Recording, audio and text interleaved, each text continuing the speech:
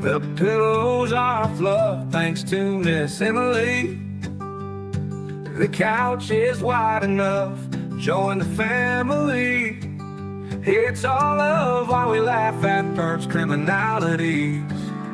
Hey, hey, hey, welcome to the Sofa Squad.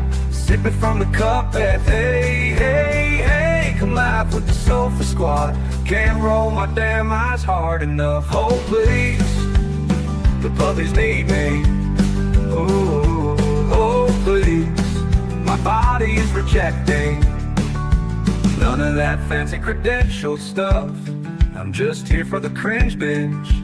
Hey, hey, hey, welcome to the Sofa Squad. Sipping from the cup and hey, hey, hey. Come laugh with the Sofa Squad. Can't roll my damn eyes hard enough.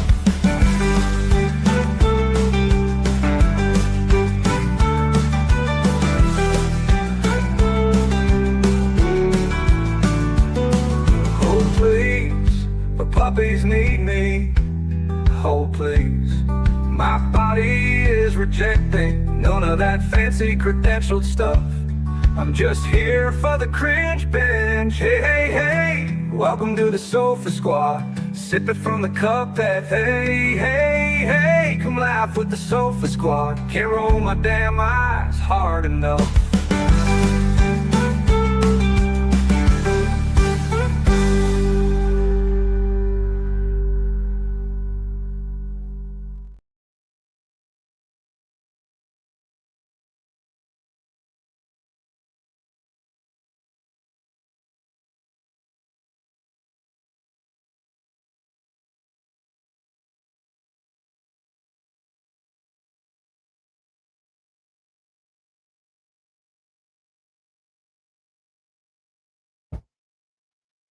Aren't y'all glad I asked the number one?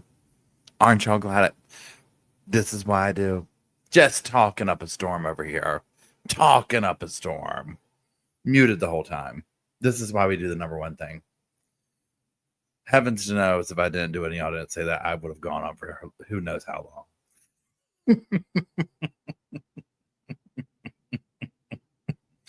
Oh, y'all. We even if we wanted to be fancy and credentialed over here, we couldn't be. It's just not in the cards. I hope y'all are doing well. I was saying thank you, mods and friends, for being here. Welcome the mods to the sofa. Thank you for keeping the cushions fluffed. And hello, everybody. We'll just sum up my last few sentences with that. I hope y'all are doing well. And that's it. I hope everybody's been doing well. So tonight we're going to be doing, this is how we're going to do this. I have several articles pulled up. And I'm just going to basically be reading through them. This is the mushroom trial. It's been going on over in Australia, or down in Australia. Down under, Shaz has been sending me like link after link after link of like, here's this, here's that. She's in Australia. And so we're going to go like through some of the timeline stuff that the reporters or whatever are doing after the court day's over and whatnot, so that we can just get caught up on it. So we haven't talked about it over here yet. And I was like, let's just have a live chat and do that. Now, secondly, tomorrow night, we're not going to do our live chat. We'll do it Wednesday night instead, because tomorrow night is going to be group training for Mr. Luke. So, and that's at 6:30. So that'll be like a minute, right? So we'll catch back up Wednesday evening to continue on with the Melanie Gibbs stuff. I'm trying to think. I felt like, okay, complete side. Oh, thank you, Emily. Emily, I hope you're doing well. Hello, San Diego, Red Viking Princess. I hope you're doing well. Is anybody... Okay, this is the rabbit hole that I did not mean to fall down today, right? When I say fell down, I like just whenever I could or whatever, but it's now on my algorithm on TikTok. Has anybody fallen down the Baltimore book fair disaster situation? They're calling it the Fry Festival of Books. Do y'all know what I'm talking about? Is anybody falling down that? If not, it's probably going to get thrown out to you on TikTok if you're on there, because and I'm just fascinated by it. I'm like, huh? So like, apparently there's this like massive I don't know what you call it, like convention, pardon me, of romance novel writers that this person put on. Okay. And it was almost like again, think of the Fry Festival, think of these things that kind of went down south. And so she basically reached out to like these authors and it was like, hey, look, do you want to come? You pay this much for these different levels. You come to the thing and then you, what is it? You have a booth and you sell your books. Okay. So there's that. Well, people show up and it's essentially just this big empty, like nothing there. It's just like some cardboard table type thing set up. And like a week before the what was it? The how do you say it? The hotel, the host hotel, whatever you call it, right? Was supposed to be like the Hilton. Well, the girl who was running it was like, oh, hey, by the way, I can't get a hold of the hotel. They're not booking our things. So I'm going to have to put y'all over in the Days Inn across the street. And so people are like, it's like going viral. You can imagine what the people are saying, right? Because people are going on there and they're like, yes.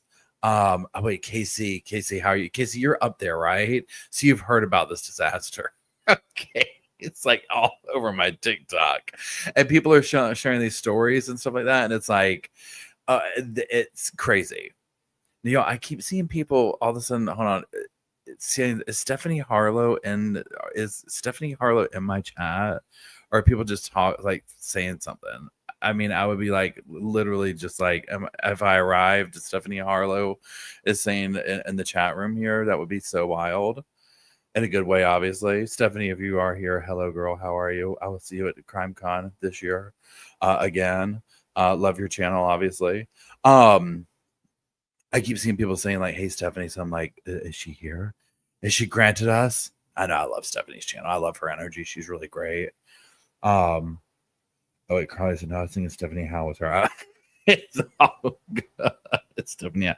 We love you too, Stephanie Howe. Thank you for being here too. CrimeCon's gonna be in Denver. So basically all these people are going and posting all this content and talking about just the book fair. It's a nightmare, it's a disaster. I lost $3,000. You know, I did this, I did that, you know, oh my gosh. And it just literally is like showing just people standing around. Like, think about, you think you're going to like some kind of like, you know, festival, like you're dressing up and all this, and it's just, there's nothing there. It's just an empty room, some bottles of water. And I mean, it was bad. Like one person was like, we did a panel and we had to sit on the floor. You know, and the girl was like, if I apologize for you, whatever, if anybody wants a refund, contact me. So Carly says, sorry for ringing a false alarm. Yeah, well, one person was saying, and I don't know all the lingo for this, but one of the authors, she was like, I always make table, which I guess like what that means is like I make my money back on what the table was. But like one of the things too is like, okay, if you're, you know, we're gonna invite you, you know, okay, Audra, you're the author. We're inviting you, Audra. Okay, so Audra, this is how much you can sign up to sell your books at this thing. So Audra's like, okay, you know what? And also, I want to advertise and do this, so I'm going to pay extra. Okay, so then Audra's like, and sorry, Audra, just your name stuck to me first, so I'm using it. So then Audra's like, well, wait a minute, they haven't like done my advertising, and I was paying to sponsor, like, you know, put my name in like this thing over here, but that didn't show up. I mean, it's literally like this girl who did it. And she's another writer herself. And to me, the vibe, I don't know if she intentionally ripped people intentionally. I don't know if she intentionally ripped the people off, because this is kind of me. I'm like, this seems like if I were to out of the blue be like, I'm going to put together a massive conference and organize it all by myself. I'm like, oh, you are, please. It would be a disaster. 100%. We would be lucky to be at a Motel 8 at the end of it, right? I mean, literally, you would be like, even if we were in the middle of a city, you would be like calling to get airlifted out. Okay, like I know I can't do that. My ADH brain would never let me do that, right? So, and I don't know this girl. I'm not trying to diagnose with any of that stuff, But like, oh god, yeah, Patty Girl says, is Nancy Brophy there? Can you imagine if she had somebody sitting in at the table selling her books? Can you imagine? So yeah, if you go on TikTok and just type in book fair Baltimore book fair disaster, whatever, just spend the, trust me, it's worth it completely. All thanks Jet's mom for gifting 5 memberships. So that was my like TikTok thing for today. Okay.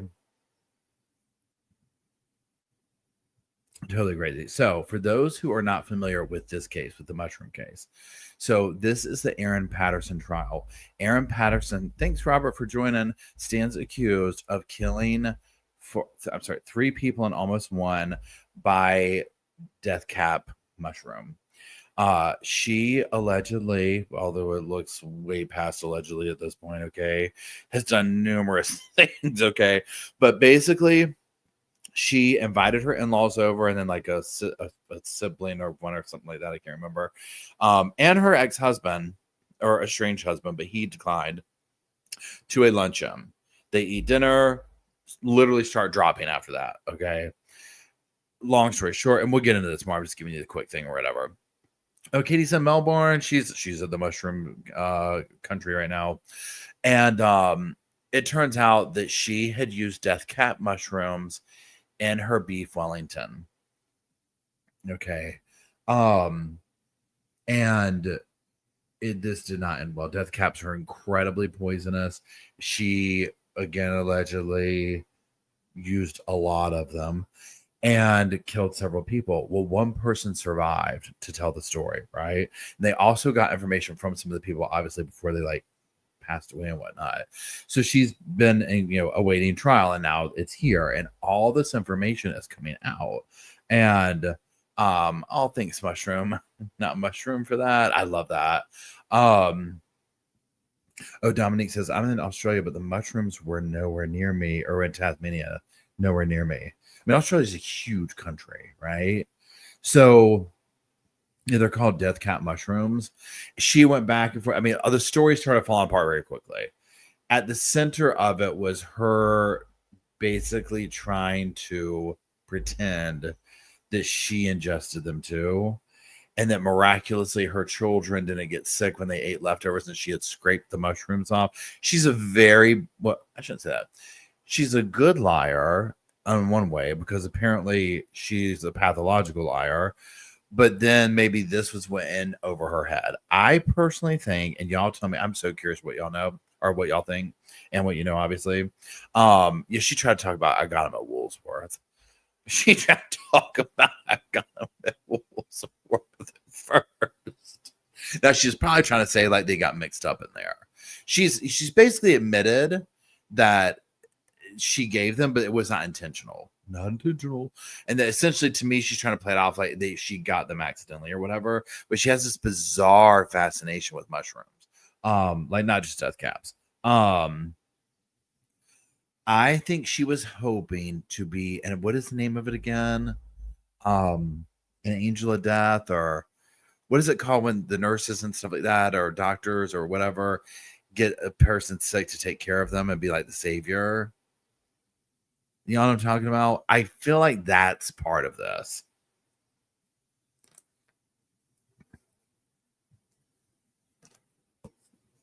Hey, Deb, Angel of Mercy. So one of those. Yeah, Munchausen. Oh, hey, Down Under. Yeah, Down Under's been sending me a bunch of the stuff we're gonna go over tonight. Munchausen, Angel of Death. Yeah, all those things. Munchausen about products. Yeah, all those things right there. I think that she was wanting to like maybe I don't know if she really wanted to kill them, but I could be wrong. I could 100% be wrong. Okay, so what we are going to do, and let me just find the first thing here. Let me find the first thing here. I said, shooby doo.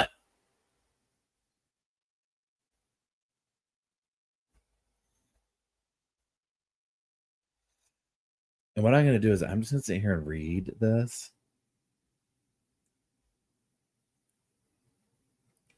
She was hiding dehydrated mushrooms and everything. She had the. I'm just getting down to the bottom of this thing real quick, y'all. So what I'm going to do is I'm just going to kind of read through these articles, but like, in a skimmy kind of a way so as to not bore us to death.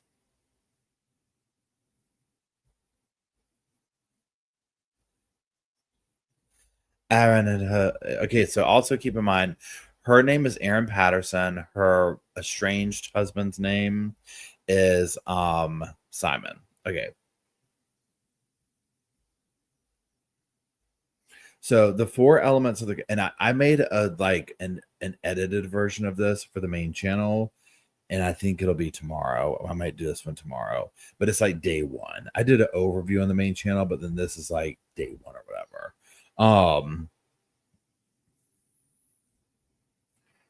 Yes, Down Under says I thought she may have accidentally put too much in there, but she definitely tried to kill Simon.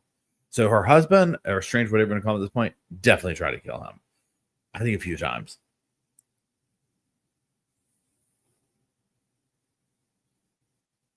Oh, Kathleen says, yeah. So also now, y'all, Kathleen just set up there. Thanks for the podcast recommendation. I binge Mushroom Case daily. So there are podcasts that do this daily because remember, their courts are very different than ours. So if you Google what she just wrote there, and then there's another thing, I mean, you can find this. That's all I'm literally going to do is just read from a reporter's news article here and go through that because we can't actually hear the stuff. Obviously, I mean, we're not there.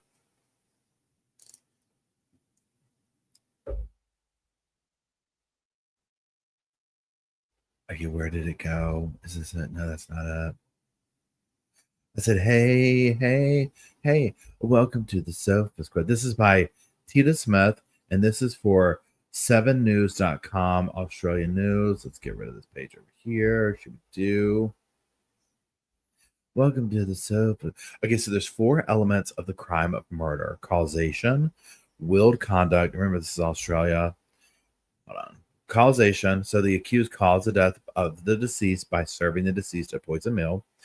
Willed conduct. The accused alleged conduct was conscious, voluntary, and deliberate. Intention. At the time of the alleged conduct, the accused intended to kill or cause really serious injury to the deceased. No defenses. The accused killed the deceased without lawful justification. So, like, to my opinion, that's like no self-defense, something like that. Four elements of attempted murder. Willed conduct. The accused consciously, voluntarily, and deliberately served Ian Wilkinson a poison meal. Ian survived, only survivor.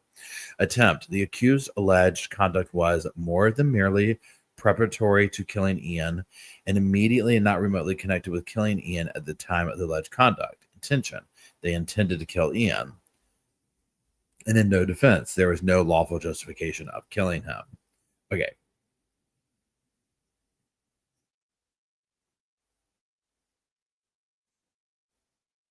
Rogers. Hold on. Okay, so Rogers is the last name of like the prosecution or whatever, however you want to say that. Okay, so Erin and Simon get separated. They're amicable, whatnot, right? Then this will fall apart eventually, though. They met in 2000 while they were both working at the city council. They married 2007. They have 2 children. They separated multiple times. They reconciled before permanently separating in late 2015. Patterson, so Erin inherits a bunch of money from her grandmother who passed away in 2006. And then when the couple separated, she bought a home in Carumbra. I hope I'm saying that right. Simon continues living in the couple's former family home. After they got divorced or separated in 2015, they were friendly, amicable, all this stuff. They talked regularly. They did holidays together, like, they were doing like the co-parenting, all this type of stuff, right? They talked to one another and other members of the Patterson family via the Signal messaging application. Now, Rogers says, despite their separation, Simon remained hopeful for a time that they would get back together. Okay. Then in 2022, things become strained. Okay. So Simon is filling out like a tax return, whatever, and he writes separated on it. Well, Erin does not like this at all. Okay. And she's basically like, hello, what's going on here? And this is the beginning of the end. Okay.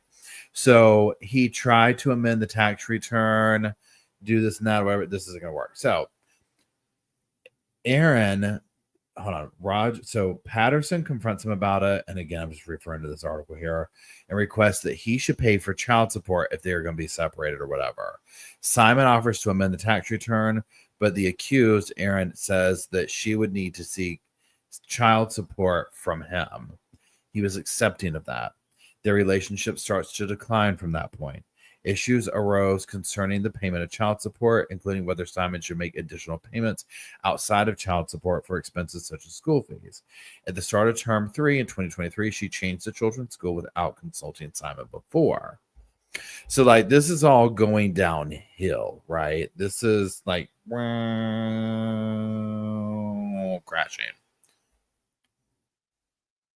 Let me get to the next little thing here.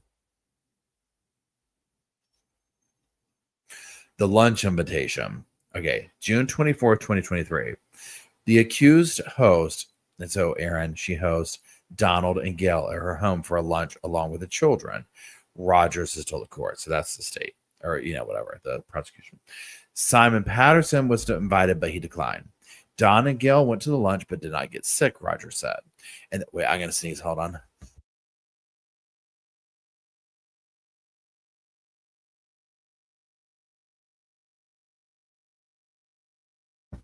Oh my goodness gracious.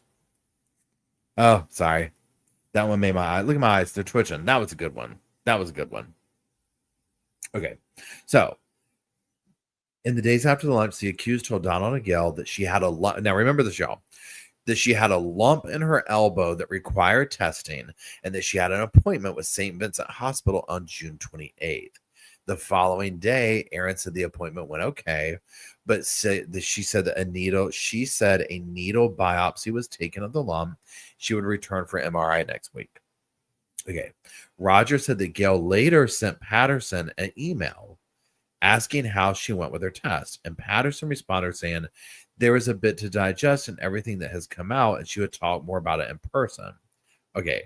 Fast forward July 16th, when she went to the Karumbura church with the kids and Simon and Don and Gail, with Simon sitting at the service desk. Let me scroll down.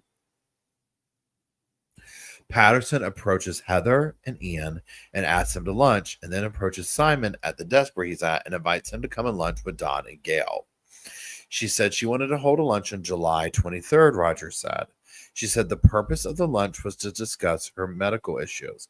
She said it was important that the kids not be present. Ian and Heather were surprised by the invitation because they had never been to the house. The day before, Simon messaged her to say he would not attend lunch. He did not reply. So thank God he didn't go, right? I mean, can you imagine? Like, literally. Okay. Now, I know, right? The elbow cancer. The elbow cancer, that's a new level, right? Already. Like, elbow cancer, I'm like, we're okay. Yeah, and Barry says this is so suspicious, 100%. But you see how she lined it up. You see the premeditation in this. So whether she was trying to play it off like, I want to make him sick and take care of him, or whatever, she was playing the long game, okay? Playing the long game with this. Okay, so the lunch. The court has heard the lunch consisted of individual beef Wellingtons, mashed potatoes, and green beans. The beef Wellingtons featured a piece of steak covered in mushroom gravy and topped with pie crust. Rogers said one of the beef Wellingtons was served in an orange tan dish, while the others were in larger gray plates. Rogers said that Heather and Gail moved the 4 large gray plates to the table, while Patterson took the small tan plate over. I mean, Rogers said Patterson revealed at the lunch that she had cancer and asked how she should tell the children. The guest replied by telling Patterson she should be open about it and said they would pray for her. Now, this is the thing right here. So she's all right. I mean, this whole part right here about, I had cancer. I'm doing this. Look at the level of attention seeking that she's doing.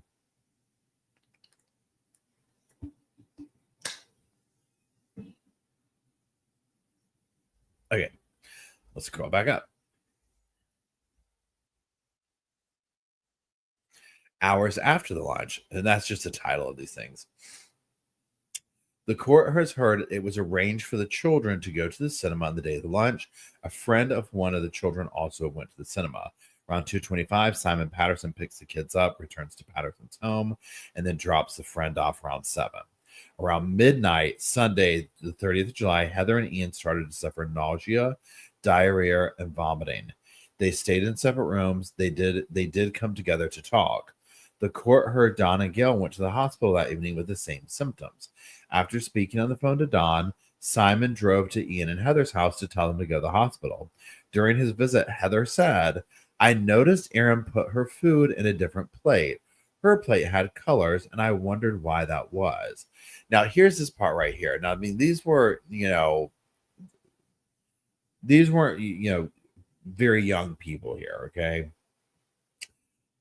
So what I'm saying is their bodies are going to be a little bit more susceptible to something of this severity that she did. Can you imagine how sick the horrors that they went through in their last hours of life? Like, if you've ever been food poisoned or even just the stomach flu, it's bad. Imagine something like this. I mean, I am like, when I start hearing how sick they got, it absolutely just is like a stomach punch.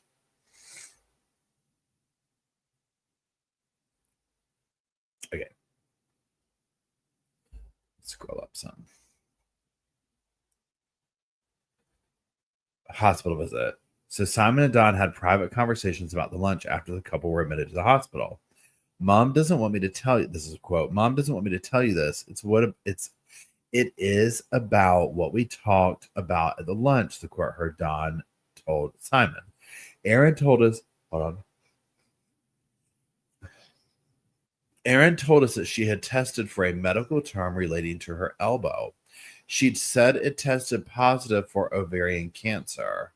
Now, this part, y'all help me out. I don't understand this.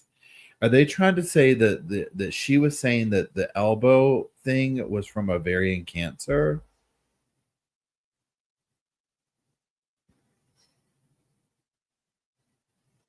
Yeah, okay, Down Under says, and you don't find out by a lump. Thank you. Yeah. I mean, there's specific tests that you can be done. Usually people don't find out until it's stage 4. So like this whole thing, yeah, the whole thing right there, and without hearing all the court stuff that went on with it, it sounds so bizarre, right? Just so like, huh? Oh wait, Down Under says her mom died. I'm sorry to hear that, Down Under. Her mom died from ovarian cancer. Yeah, Casey says I'm a cervical cancer, so it kills when people play. I know. Yeah, regardless, she doesn't have, but yeah, so this is established. So this is one of the first things that we're learning in this case. Like, okay, like, whoa, so she lied about that. Okay, right? Okay, let's keep going. So Simon said he recalled Erin discussing a concerning lump on her elbow, the court heard. Roger said Simon sent messages to relatives advising them about Don, Heather, and Ian's hospitalizations at Kurumbura, and I say this all wrong. I'm sure the other one too. Leon Gotha.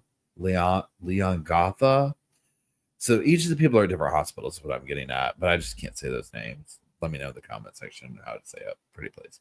Testing later that evening found they were seriously unwell with their liver functioning declining rapidly. God bless them.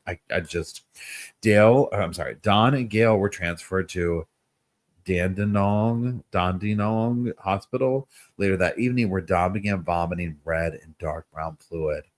They heard that medics began to suspect, due to the severity of Don's symptoms, that he did not have gastritis and began to think he had ingested death cap mushrooms.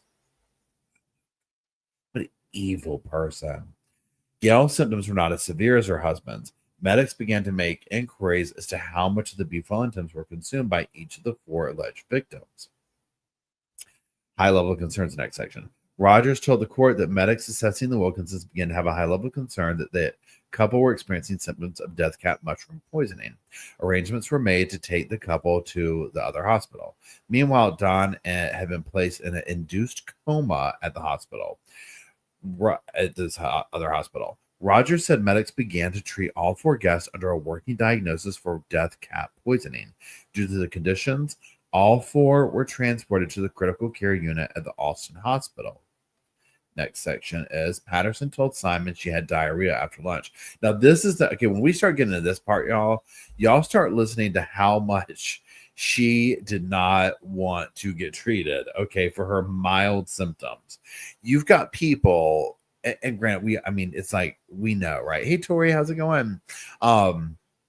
We know why she's doing this or whatever, but when you're trying to play something off, it's like, honey, you're going to have to play this off way more harder, right? Okay, so Patterson told Simon she had diarrhea after the lunch.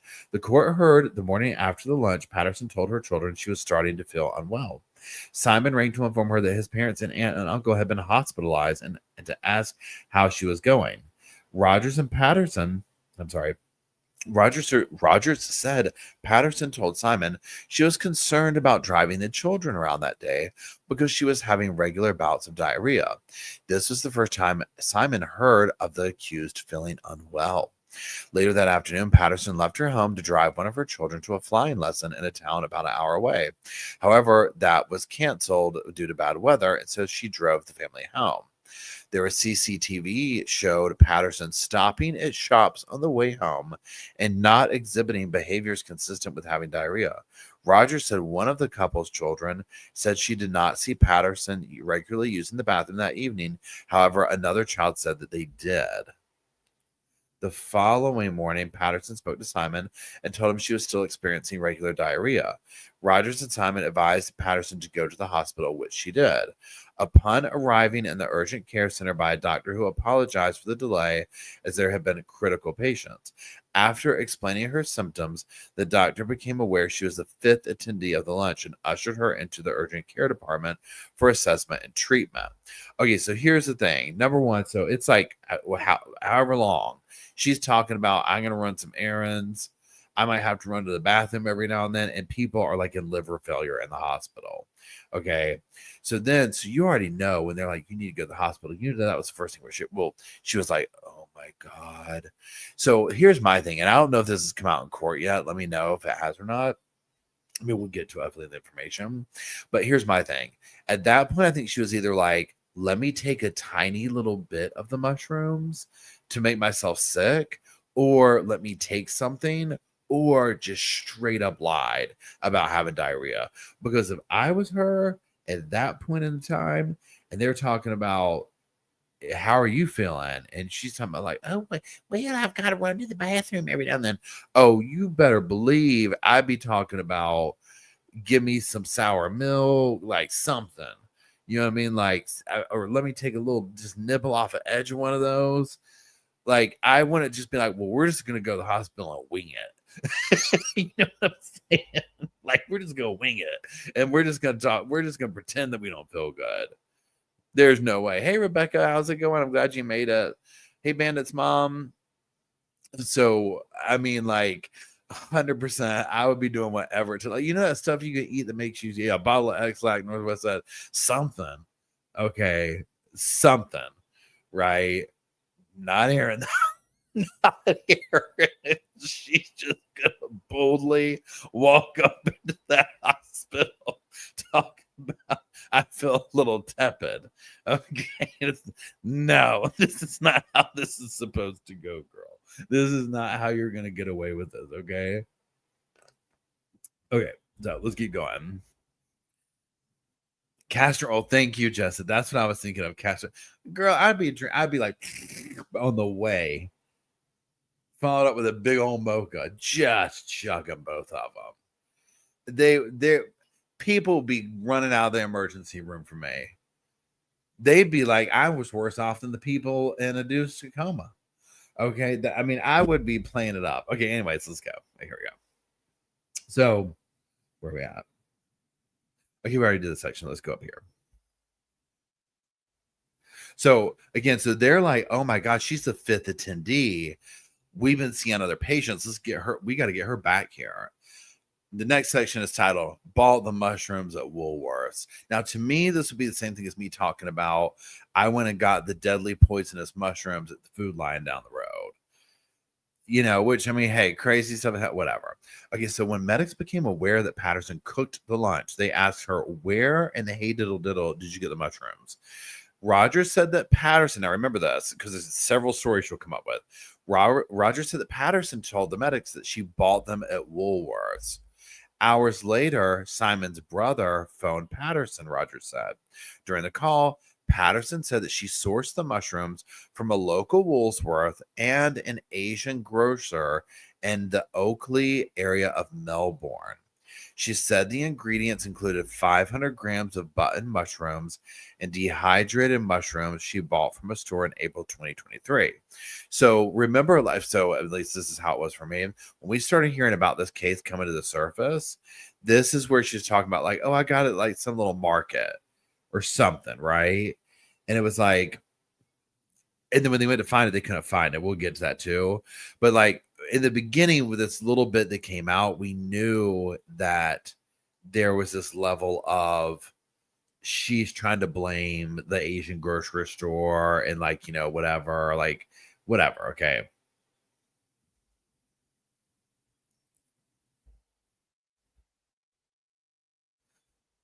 So the next section, Patterson reluctant to receive treatment. The medics urgently began trying to give Patterson treatment for death cap mushroom poisoning, but Patterson repeatedly declined, saying she had not come prepared for admission and just wanted to get checked. Medics asked whether the kids had eaten the lunch, and she said they had not attended but ate leftovers with the mushroom scraped off. A nurse, let's pause right here for a second. Again, now, here's my thing. First of all, she's like, oh, I just want to get checked out. I don't want to check in. Now, this is how I'm going to relate it to this. Okay, so like if you get bit by like a copperhead or a poisonous snake around here, like you go in and you get the anti-venom or whatever it is, right? I don't know what would happen to you if you pretended to get bit by a snake and they just gave you the venom, right? But this is how I view this. I don't know I haven't gotten to the part yet where they treat it or whatever, but I can 100% tell you that. But see, also, I guess this is part of it too. She doesn't want to get checked in because she knows they're going to figure out that she's not sick. Or is it both of, I don't want to give the treatment because I know I don't have it. And then they're going to see I don't have it. And they're going to be like, what's going on? I just want to get checked out kind of a thing. But also for me, I'm thinking, if all the guests from your house are dropping dead and these people at the hospital know it, again, you say, check me in, and you act nervous over it. And then you wing it from there. Like that's where she should be winging it in a completely different way. Right. In a completely different way at this point. Like she needs to be going. She needed to have been showing up, skid marks all over the floor wherever she's walking. I'm talking crash landing, no survivors. Talking about check me in. I'm falling out. Secondly, this part right here too, and we might get this question answered as we go, but she's talking about the kids ate the kids just ate it with the thing scraped off. Well, I'm thinking this, why would you say that? Why would you say that? Unless she really made a secondary, she did make another beef Wellington. And if she served the kids the one part of like what she had. And so then she's like, well, the kids are going to know they had it. And I'm thinking, why would you even give them the decent unpoisoned, what do you call it? Beef Wellington. I would like made them some pizza or something. You know what I mean? So like now she's drugged the kids into it. So it's like you can see how wrong this went. And so that's where I'm like, was she truly trying to like kill these people? Because this was so messy. Like so messy.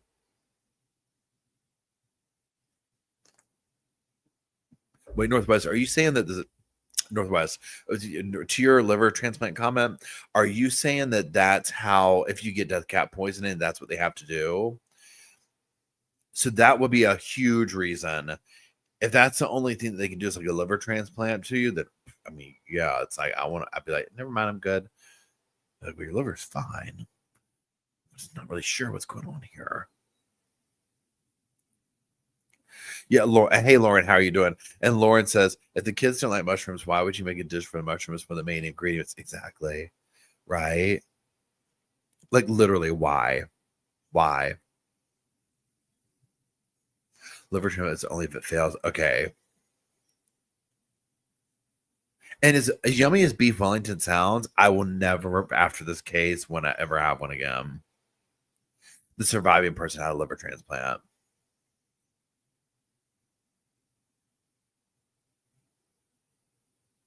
Okay, I'm gonna go back over the screen here. Okay, so a nurse advised. Okay, so then medics asked whether the kids had eaten lunch. She said that they had not attended, but ate the leftovers with the mushroom scraped off. A nurse advises Patterson that the kids would need to be brought to the hospital urgently. The court has heard that Patterson then just discharged herself from the hospital on her own volition, with a doctor then repeatedly calling her to ask her to return. The doctor then called senior colleagues to advise them of the situation before calling the police to advise them of the situation. Patterson later returns to the hospital, where she advised staff that the kids had only eaten the steak and pie without the mushrooms. Staff told her that it was important that children were taken out of school and brought to the hospital for treatment. Rogers said that Patterson asked medics if that was necessary, as she didn't want her kids to be in fear or panicked. Rogers said the medic put it to Patterson that her children could either be scared and alive or dead. Meanwhile, police went to Patterson's house and collected the leftovers before taking them to Leongatha Hospital. Okay, now this is the other. I'm talking, y'all. This is red flags. Don't get any bigger than this. People are dropping dead in the hospital, your family members, after eating your food. You're talking about, I've got the runs, but I don't want to get tested or anything like that. Then you're telling them your kids ate the same meal, and they're like, immediately go get them from school. They could be dying. And your response to them is, I don't want to panic them and make them scared. Is that really necessary? You know, immediately the cops were like, go on, start getting that search. I don't know how they do it in Australia. Go on, fire up that pen on that search warrant. Fire up the pen on that search. This is borderline. I don't know how it works. If it's like, well, it's out of your hand. We've sent police to the school to get your children. Right? Yeah, see, Northwest says call 911 equivalent and send ambulance to school. Literally, that's what I think they would do. Like, it's like, I think it's like out of your hands at that point, right? So that's where I'm just like, how many times did Erin do that? And I'm not even talking about her, the times that she tried to kill her husband. How many situations like this did she do in life that she got away with, that gave her the confidence to try and pull off this granddaddy of them all? And it clearly was in over her head, right? Clearly in over her head, because she pulled so many people, like the kids and this and that, into it. It was like, oh, girl, this was never going to work out, right?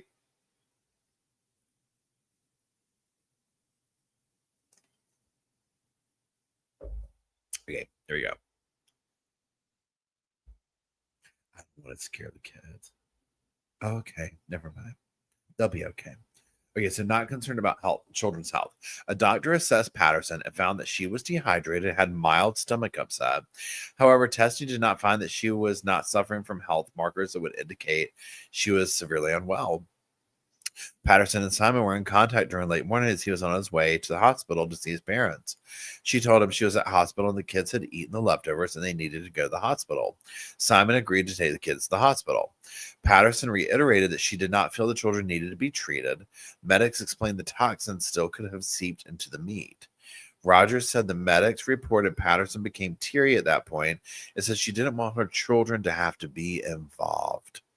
That, to me, if those were her exact words, is really what's going on here. I don't want them to be involved in her absolute BSery. She did not seem to be concerned about the kids' health, but more about stressing them out, Rogers said. Patterson was given liver-protecting drugs and arrangements were made to take her to a hospital. So, I mean, they're still just going in this way. No signs of diarrhea. Medics and said Patterson did not display signs of diarrhea, such as frequent toilet trips, during her time at the local hospital. Now, again, let's pause here. If I was at this stage of the game, they're at the house getting the beef Wellington, talking about bringing the kids and all this type of stuff, and they were like, we're putting you in the hospital. Even if I just had to get up, and in my mind, I'm envisioning a private hospital room, right? There has to be a place with the bathroom that they can't see. I'd be going to the bathroom every 5 minutes to try and play it off. Splash some water around the toilet, something. You know what I'm saying? Like, there's so many key elements I feel like she could have been doing to try and play it off more that I'm just like, why wouldn't you do that? Like, this is where it doesn't make sense. It just doesn't make sense. Again, it's like she had a blueprint that she followed before, and this one got out of hand. This one, they listen for bowel sounds. So at this point, and Northwest brings up a good point. Oh yeah, they could have done that.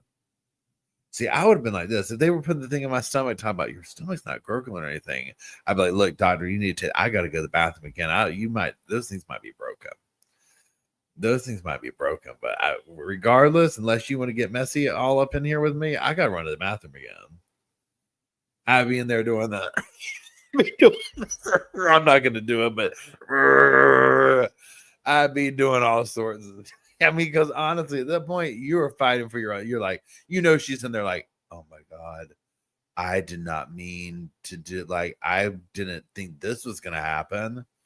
I just meant to give him a tiny little death cap. Can you imagine how many she put in there?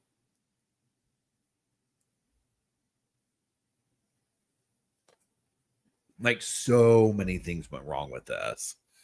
So many things.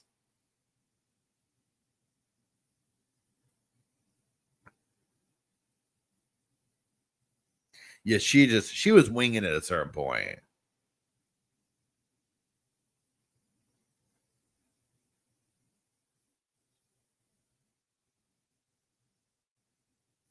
Yeah, Jessica says, "Oh no, it's just supposed to be a mild discomfort and illness cap." I know, right?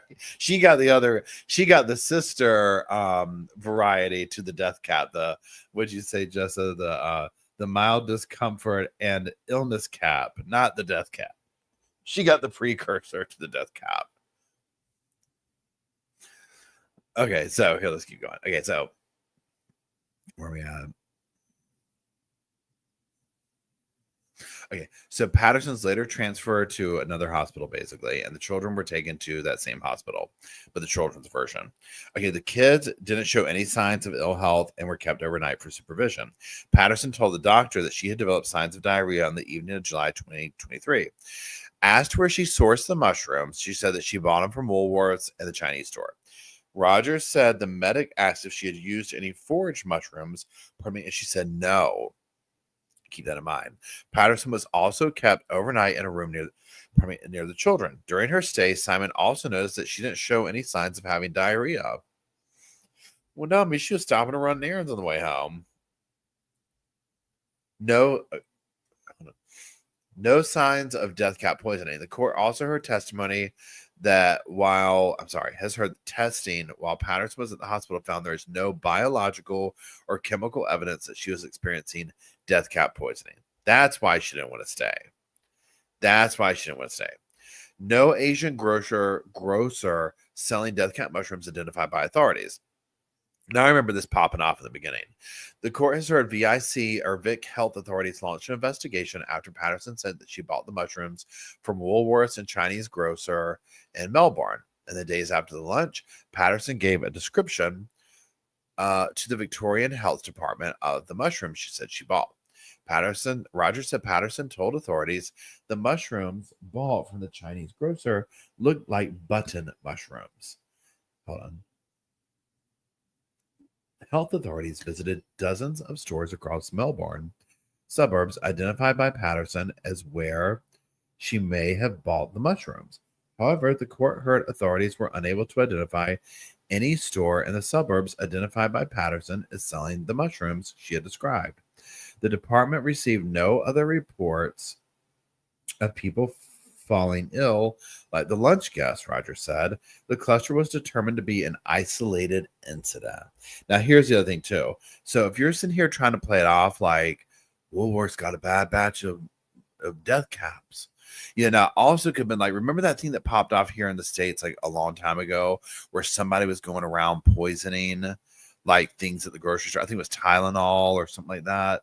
Or maybe it was meat or something where it was like an individual poisoning a product. And when people would take it, they would drop dead, and it took them a while to figure out what was going on. So I felt like Erin was going for that vibe of that, but it's like when you would hear like there would be something else going on, right? It was Tylenol. Thank you, Emily. So I think she was going for that kind of energy, which it's like, okay, that there, I can see where she was going with this. I can see where she was going. Okay. Let's go up here. Death cap mushrooms. Rogers has given a brief explanation of death cap mushrooms. And she's saying the proper name here, but I can't say it. Okay, they belong to a family of mushrooms that form mutually beneficial underground relationship with trees. In Australia, death cap mushrooms grow under oak trees. Most sightings in Victoria have been made in May, Rogers said. Once collected, the sporing period may last for a few weeks if refrigerated. Rogers said death caps have 3 types of toxins. The main toxin, called amatoxin, is particularly toxic to humans. Symptoms from amatoxin exposures can include severe abdominal pain, vomiting, and diarrhea, none of which Erin had. Patterson was hiding dehydrated mushrooms and everything, court told. This part to me is weird. Although one thing that I think she did is like, so how like some people are like into like, and I don't know how you say this, but like the benefits of mushrooms. I'm not talking about death caps, maybe the psychedelic ones, but like even regular mushrooms, like, you know what I mean? Like the health benefits of it. This is the only thing I can think with what we're about to read with this part. Okay, please hold. So Rogers said in May 2023, Patterson started writing in a Kelly Lane Facebook group that she had started dehydrating mushrooms and shared a picture of the dehydrator. I mean, I cannot roll my eyes hard. Look at this. Just laying the whole plot out for Facebook. Rogers said in her Facebook post, Patterson said she had been blitzing mushrooms into powder and hiding them in everything, including brownies made for her children. Rogers told the court that death cap mushroom sightings in the Gippsland region were detailed on website iNaturalist in the months before the launch. Rogers said on April 18th, a local spotted a death cap mushroom in Lock, 24-minute drive away from Leongatha. On April 28th, 2.5 hours before she bought the dehydrator, the accused mobile service data from her phone suggests she traveled to and remained in the Lock area before returning to Kurrumbura, Rogers said. Rogers said another sighting by a mycologist was posted on the iNaturalist website at 2:50 p.m. on May 21st, 2023. Please hold. The very next day, the accused mobile service data suggests that she traveled to and remained in the Lock area at around 10 a.m. before returning back, Rogers told the court. Later that same day, her mobile service data suggests that having traveled to Lock between 9 and 10 a.m., she traveled from Leongatha to Alderham area around 11 a.m. before returning back. In the days after the lunch, Patterson was spotted on CCTV, still images of which were shown to the court, dropping the dehydrator at the local tip. Authorities collected the dehydrator from the tip and it was examined by forensic officers, Rogers said. One of Patterson's phones never recovered. Rogers told the court Erin began using 2 phones in 2023. Hold on. But only one phone was recovered during a police search of her home. From January 15th, 2023, the accused started using a phone that we'll call Phone B, and she used the SIM number ending in 783. From February 12th, she started using another phone, which we'll call Phone A. She also used the SIM number ending 783 in this handset as well. Rogers told the court Patterson used the 783 SIM number in the early months of 2023. However, she connected a new number with a SIM number ending in 835 on July 11th. After the lunch, when police conducted a search of Patterson's home, officers found and seized a black Samsung phone. Rogers said the phone handed into police had the SIM card ending with the number 853. However, the phone with the number ending in 783 was never recovered. Prior to the phone being seized, Rogers said officers told Patterson she could use it to seek legal advice and make child care arrangements.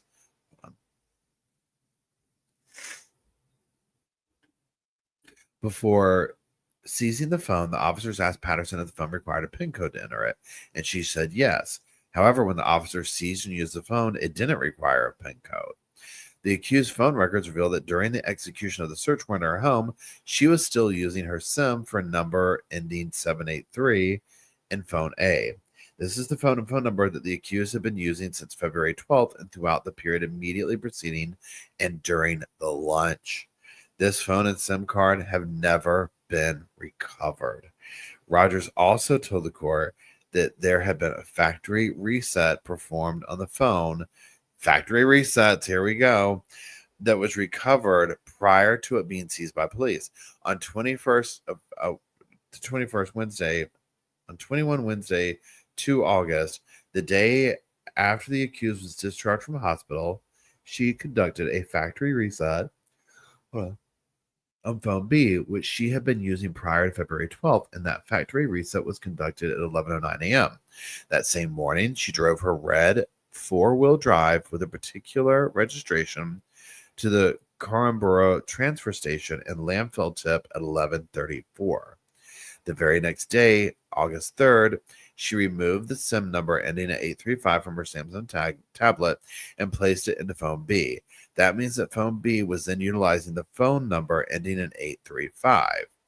Okay, we need to take just a mental break from all that Phone B, Phone A stuff. I'm like, I mean, come on, right? But long and short of it is, it's clear what she was doing, right? She totally threw that phone away at the thing. 2 factory resets. You know that search was like insane. You know her Google searches or whatever were crazy. Okay. How long to die from death cap mushrooms? Death cap mushroom, free shipping, free returns. You know what I'm saying? Like, you know, they were like next level obvious.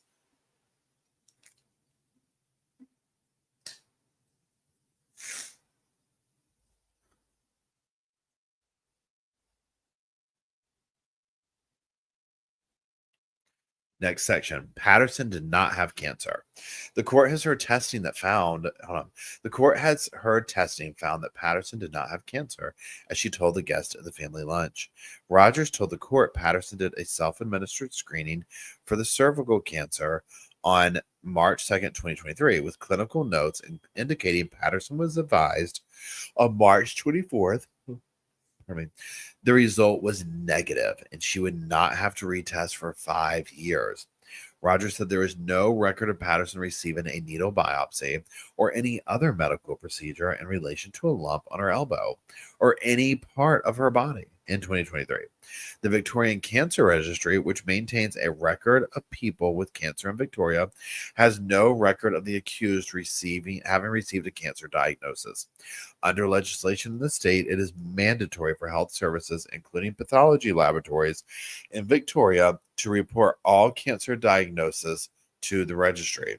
Rogers said the prosecution's case was that Patterson used the claim to explain to her alleged victims why the children would not be at the lunch. I mean, I would have, if so, you know how like, and I've obviously I've never seen an Australian courtroom like in action or whatever, but like I feel like they put the defendant like in a different area there. What I'm getting at is, y'all, this part right here, when this stuff started coming out right here, I would be looking at my feet.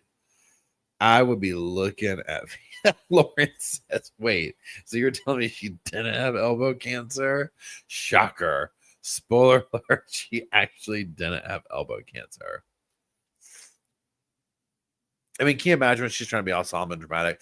I wanted to gather everybody here today to let y'all know something. Now, I'm just saying, don't gasp, don't do anything. But I do have elbow cancer. And, you know, they were probably like, I mean, especially some of them like, we've never even been to your house. This is the first time I've been to your house. Like, okay, we're sorry. That sucks. Northwest is trying to remember Paul has elbow cancer. I said, what can you imagine? Big old thing right there on there.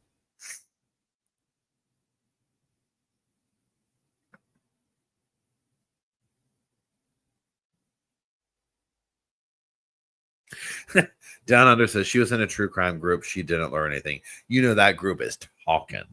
You know, they are just on fire right now. Okay, let's keep going. We're almost done with this, whatever, day one. Death cap toxins found in the dehydrator. Amazing, right? Thank God they could get the dehydrator, number one. Toxicological analysis detected death cap toxins inside the dehydrator as well as in samples of the beef Wellington the court has heard. Well, yeah. Prosecution suggests Patterson's alleged motive may be unclear. Rogers told the court jurors they may still be left wondering about Patterson's motive for the alleged crimes at the end of the trial. However, Rogers stressed that determining motive is not necessary for the jury to find Patterson guilty. And again, I think this is going to be a very layered, and I think like from that, the motive is going to be blurry because I think there was multiple, what do you call them, motives going on here.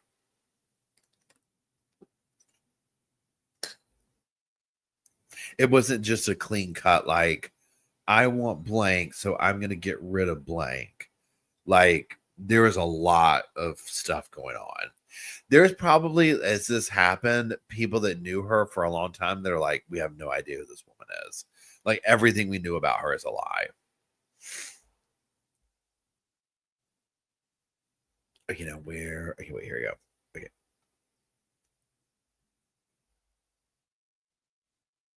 The defense addresses the jury. Barrister Colin Mandy, SC, has told the jury the prosecution's opening address was not actual evidence, and the actual evidence, such as witness testimony, will be provided later on during the trial. Mandy said the prosecution's opening address was detailed. Hold on. Sorry. Because it is required to set the scene to everyone in court. While the prosecution spoke for hours, Mandy said the defense's opening address would be brief, as that is the standard procedure with trials. Patterson's the next section. Patterson didn't intend to poison anyone, the defense says. Mandy told the court that Patterson does not dispute that the death caps caused the deaths of her guest. However, he said the defense's case is that she did not intend to poison them and that it was a terrible tragedy. Again, terrible. I mean, these key things that we keep running into, right? Terrible tragedy, factory resets. The issue of intention is the critical issue in this case, Mandy said. Once you have heard the evidence, we will have the opportunity to tell you what that evidence means, Mandy said. Mandy urged the court to wait until they have heard all the evidence provided in the trial, as later evidence may alter the interpretation they may have of earlier evidence. Once you have heard all of the evidence, you may decide because you are the judges of the facts, Mandy said. Patterson admits lying to authorities about foraging mushrooms. Patterson's defense counsel have said that she admits she lied to authorities about foraging mushrooms. Addressing the court, Colin Mandy said there were several details mentioned by the prosecution that were not in dispute by the defense. He said it was not in dispute that Patterson's home was in Leongatha, that she is a devoted mother, attentive and kind to her children, or that she was generous and kind to the wider Patterson family, including with money. I'm sorry, excuse me. Mandy said it was not in dispute that Patterson invited the relatives over for lunch, that she had never been diagnosed with cancer, or that she and Simon had a disagreement about child support payments. Mandy added that the defense will admit that Patterson lied to authorities about previously foraging mushrooms and that she had picked wild mushrooms in the past. However, Mandy said the jury will need to consider why Patterson may have lied, including whether someone may have panicked if they were in her situation. She lied to the police about foraging for mushrooms. She admits to that. She did forage for mushrooms, Mandy said. Just so that we make that clear, she denies that she ever deliberately sought out death cap 12 mushrooms. The prosecution says that after the lunch, Erin Patterson behaved in a way that might make her look guilty. The prosecution says she behaved in that way because she knew she was guilty of murder. The defense case is that she panicked because she was overwhelmed by the fact that these 4 people had become so ill because of food that she'd served them. I mean, okay. Opening address, not evidence. Okay, yeah. So there's that one. Now let's go over to this one.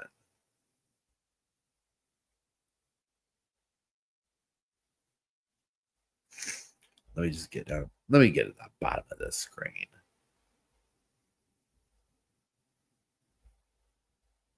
Shooby-doo-doo. I said shooby-dooby.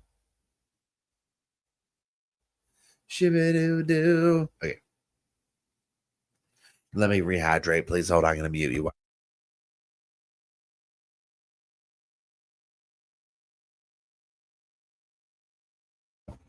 Okay. And then let me find y'all over here. Shoo-shooby-dooby. Dooby-doo-doo. Okay. Now we are over here. So, jury to hear first piece of evidence. Let's get a little bit of coffee, too.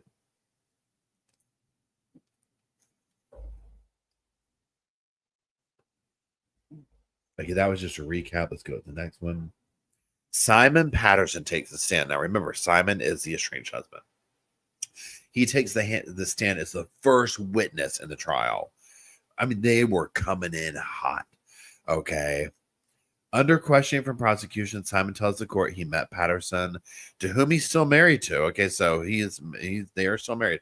While she was working at the city council, we got to know each other. We started a romantic relationship. We get married in 2007. Simon says that they lived in Oakley East in Melbourne, that when they were married, wait, I don't need this right here, before packing up and traveling around Australia for a few months.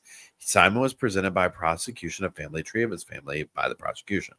Asked about his parents and aunt and uncle, Simon explained Dom was a teacher, Ian a pastor, and his mother and aunt homemakers, while their kids were young before later helping as aides at the local schools. Simon says his estranged wife is intelligent. Well, I mean, let's just be honest. He was going to have to clear that up because at this point, we got a lot of questions about the validity of that statement. Not quite sure we can believe him after that. I'm just like, are we sure there's that? But I mean, she probably could be a very intelligent person, but when it comes to trying to take on an entire family, not so much, right? Okay. He says, Erin's very intelligent. Some of the things that attracted me to her in the first place is her intelligence. She's quite witty and can be funny, he said.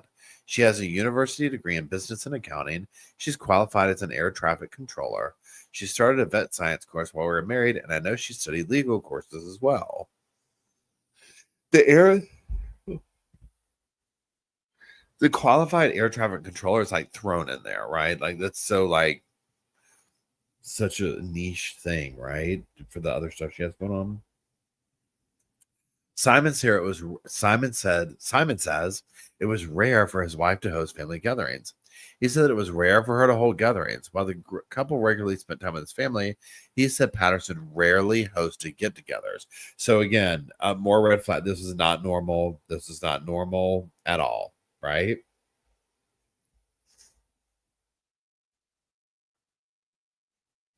Simon Patterson says he and wife had frequent periods of separation. He told the court that he and Erin first separated just years into their marriage when their first child was young. Shortly after the marriage, right? Yeah. Simon said he and Patterson had relocated to Western Australia, where they lived for 2 years, welcoming their first son in 2009. So that kind of gives you that idea of age. If their first son came in 2009, it's 2025 now. It's like a teenager. Simon said their relationship, I cannot with the Simon says thing, like I can't get that out of my head. Okay, Simon said the relationship became strained shortly after their son's birth and they separated for 6 months. She was struggling within herself, he told the court. I got a job as a civil engineer in York. The job came with a house, so I moved into that house, and shortly after, Erin and her son came up. Simon said the couple moved back to Victoria in 2013 and bought a house together. Their second child was born in 2014. The couple separated the following year, with Patterson moving into a separate house she bought with a $2 million inheritance she received following her grandmother's death in 2006. So she got a lot of money from that. It almost makes you wonder if she was having is it postpartum? Because notice how this comes in after the kid, like when the kids come out, like when a kid's born, something happens and they separate, it seems.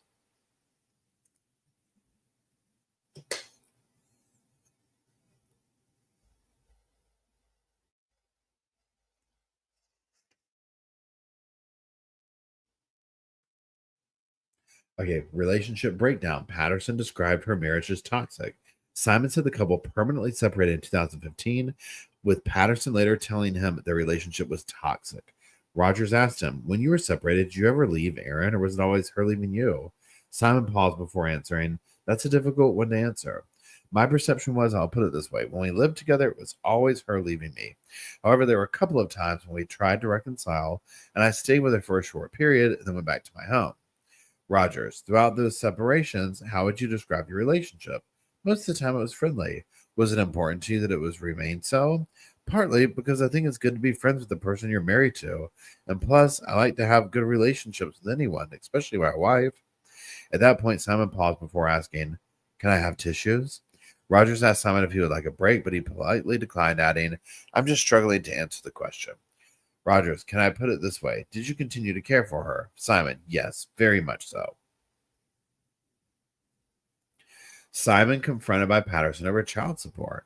Simon said that he and Patterson worked well while managing co-parenting, regularly holidaying together and messaging each other a lot, not just about the kids, but also politics and general banter. At the time, they were each living in separate homes in Victoria Gippsland region. Simon told the court that he told the court also jointly owned the home.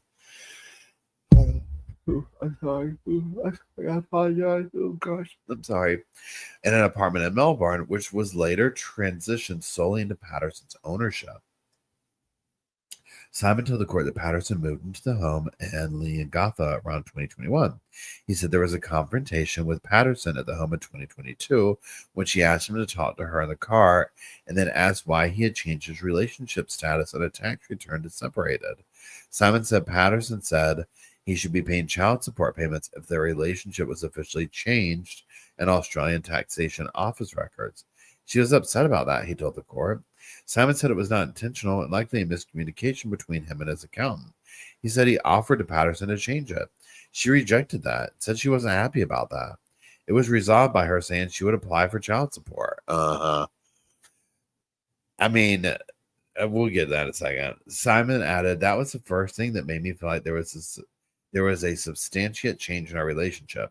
We used to message in a chatty way. That stopped. Message began to be ignored. Simon told the court that Patterson applied for child support a few weeks later. He said before the encounter he had paid the school fees, but Patterson wanted the couple to split school fees. Under advice from a child support advisor, Simon told Patterson he did not want to follow that arrangement. She was pretty upset about that. I mean, I don't even know what to say. Hold on one second. I mean, the whole thing of like, he's like, my accountant did that. I mean, the accountant probably knew they were separated. And so it's like, I mean, because they're not living together, right? Like that part seems like, hold on, I'm going to sneeze.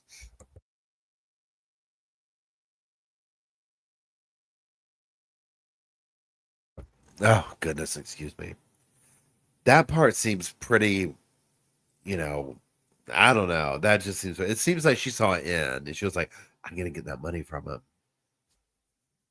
I mean, it sounds like he was paying for stuff. So, but we haven't gone deep into it. There might be more testimony. Let's keep going.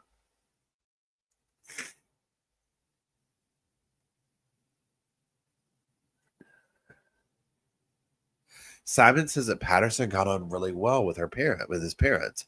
Simon told the court that he had a chat group on messaging app, Signal, that contained him, his parents, and Patterson. He said Patterson broached the child support payment with his parents in late 2022. I think it was pretty clear she was asking them to get involved, he said. They responded, encouraging for us to resolve it between each other. God, that is cringy. Simon said that Patterson got on really well with his parents. She got on particularly well with Dad. They shared a love of knowledge in the world, and I think she liked his gentle nature.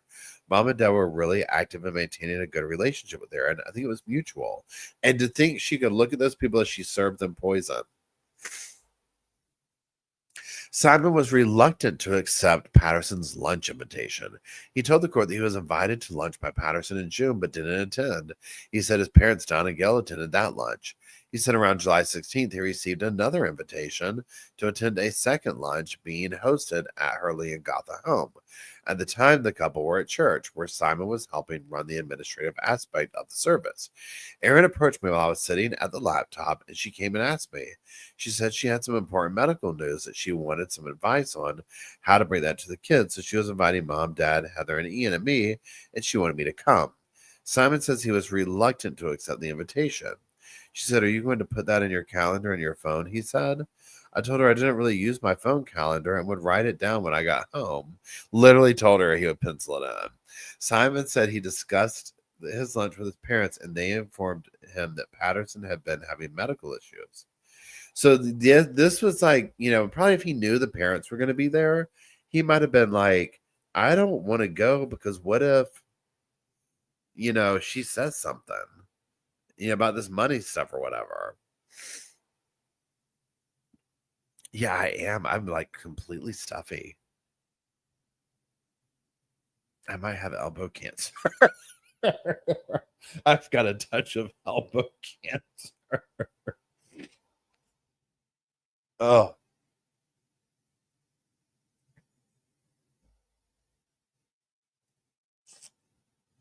My elbow cancer is flaring up. I apologize. Look, I invited y'all here to this live chat to have a discussion about some serious medical issues that I'm having. You can probably tell from my stuffy nose, you might have already guessed. I've got elbow cancer. Katie Cat says elbow variant cancer. Zakia says every time he says Simon says pure answer. I know it. I do the same thing, Zakia.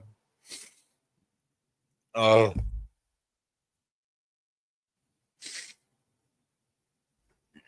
Okay, here we go. Yeah, he was done. He didn't want to go to that lunch. He didn't want that lunch. I mean, thank God he didn't, but he wasn't. He moved on. You done scare that man off. Okay, so Patterson lunch text to Simon revealed, "I'm really disappointed." Simon said he texted Patterson the day before the lunch to say he was uncomfortable attending and would not be going. The text messages tendered to the court reveal he wrote, "Sorry, I feel too uncomfortable about coming to the lunch with you, Mom, Dad, Heather, and Ian tomorrow, but I'm happy to talk to you about your health and implications of that at another time. If you'd like to discuss on the phone, just let me know." She replied, "That's really disappointing. I have spent many hours this week preparing lunch for tomorrow, which has been exhausting in light of the issues I've been facing, elbow cancer, mind you, and have spent a small fortune on the beef eye fillet to make a beef Wellington because I want it to be a special meal, as I may not be able to host a lunch like this again for some time. Oh my gosh. It's important to me that you're all there tomorrow and that I can have the conversations that I need to have. I hope you'll change your mind. Your parents, Heather and Ian, are coming at 12:30, and I hope to see you here." Simon told the court that Patterson's messages did not change how he felt about going to lunch. I mean, she is laying it on thick. She's like, "I've been using my elbow all day long making this damn beef. But this beef Wellington isn't going to make itself. Those death caps aren't going to get crushed up all on their own. Okay, I've used my elbow from the time that I got up until now." She's like, "And I might not be able to use this elbow again for a long time." She's like, "I need you to be here."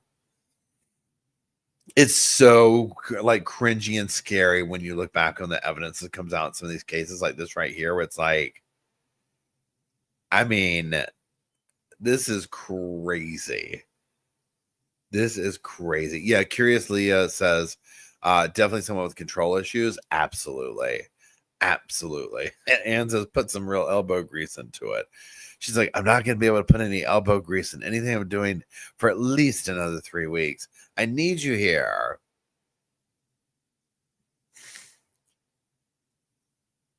Okay, let's keep going.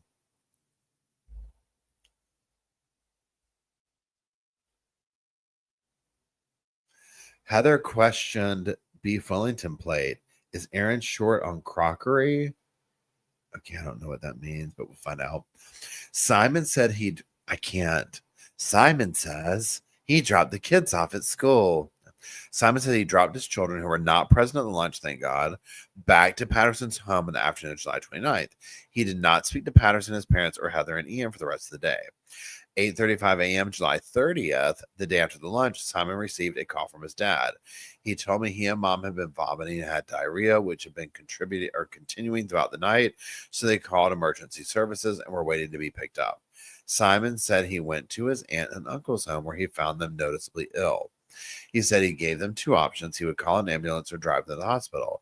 They agreed to let him call an ambulance. While waiting at the home for the medics, Simon said he had a private conversation with his aunt where she appeared puzzled and told him that she noticed at lunch Patterson had a different plate. He said he acknowledged her comment, but it didn't prompt a discussion. Simon said he decided to drive his aunt and uncle to the hospital as the ambulance was taking too long. As they arrived at the hospital, he says Anne asked him, "Is Erin short on crockery? Is that why she had a different plate?" Simon said he told his aunt that Patterson didn't have much crockery in her home. Okay, so crockery, I guess, is plateware or whatever. If you're from that area, is that like what they say or whatever? Now, here's my thing. What an interesting comment to make, meaning the aunt who said that. Because you would like why would that I mean, it would be kind of like in the moment where you're just like, "Oh yeah, so she's got this different plate." It's almost like they thought she was doing it, like they were onto her. Because like you see how you would, like, as the guest, like make that connection, like, "I'm sick, why does she have these different plates? Like, does she not have a lot of plates? Like, why would she have?" It was almost like a nice way of being like, "Hey April, how's it going?" um why would she say that? Thank you, Tori. Have a good one. Northwest women notice those things we gossip, right? And it could have been as simple as that, like, does she not have any plates? But then hindsight, it's like, oh yeah, we know why she did that. You know, she probably had some odd, like, after what we've learned of her plays, she went 10 steps further than that play right there. She probably had like a big red arrow, like a little paper mache, like a little paper cut out red arrow on it, talking about like a little thing written on the red arrow, like, this is the decent one. on the second plate. Like, why does she have a little sign on hers that says this is the okay one? And why is her plate different? Why is she sitting at the other table? You know what I mean? Like what is going on here?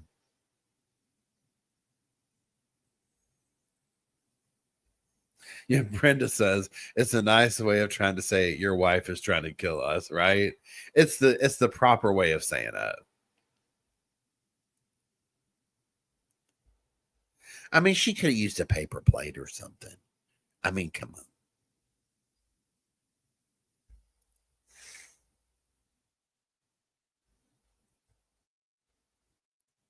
Simon becomes teary over Dad's illness. He was hunched over.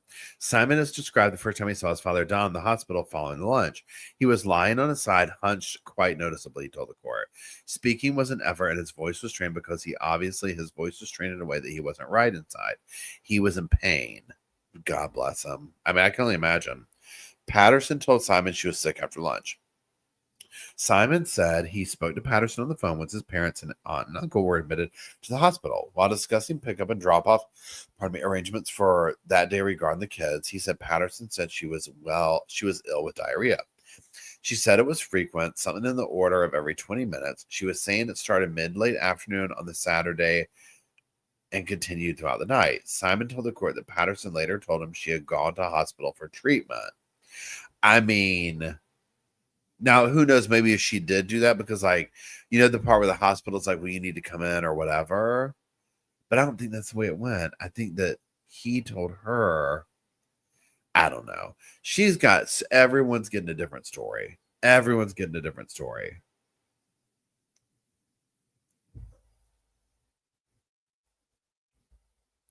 Okay.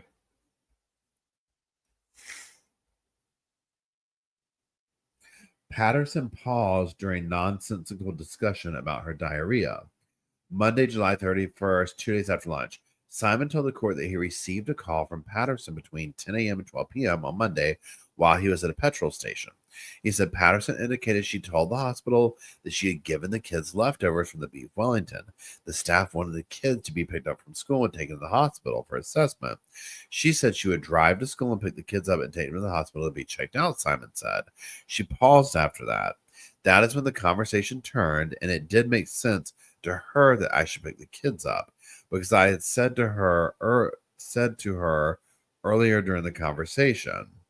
And it cuts off there. I'm not sure what else is supposed to be there. But also on that level, see, here's the other thing that she's missing. She should be really, really sick. And so this whole thing, like, we need to go, like, you know, grab the kids from the hospital, all this. She needs to be like, I can't, Simon, I can't do it. I've got the death cap poisoning. I've got the elbow cancer. There's no way I can go get those kids. You're going to have to do it. But she's over here talking about, well, I'll go get the kids and then stop at Woolworths and then, you know, do this and that, do 15, you know, cartwheels to the parking lot, the hospital parking lot. I mean, you name it, right? It's just like she did not commit to the road. She did not commit. Like, she needed to go. And you would think, at this point, I don't think there was anything bad Google searches on those phones she got rid of, because I'm like, there's so much was left undone, right? I'm just like, there should be Google searches found of how sick, like, what should I be acting like with death cap mushroom poisoning? Like, all that, like, she should know how to play this off. She doesn't. But she seems like a pathological liar who this was like the granddaddy of them all for her. And it was like there were so many lies on top of so many lies. Like, she couldn't, it was just too much. It was just too much.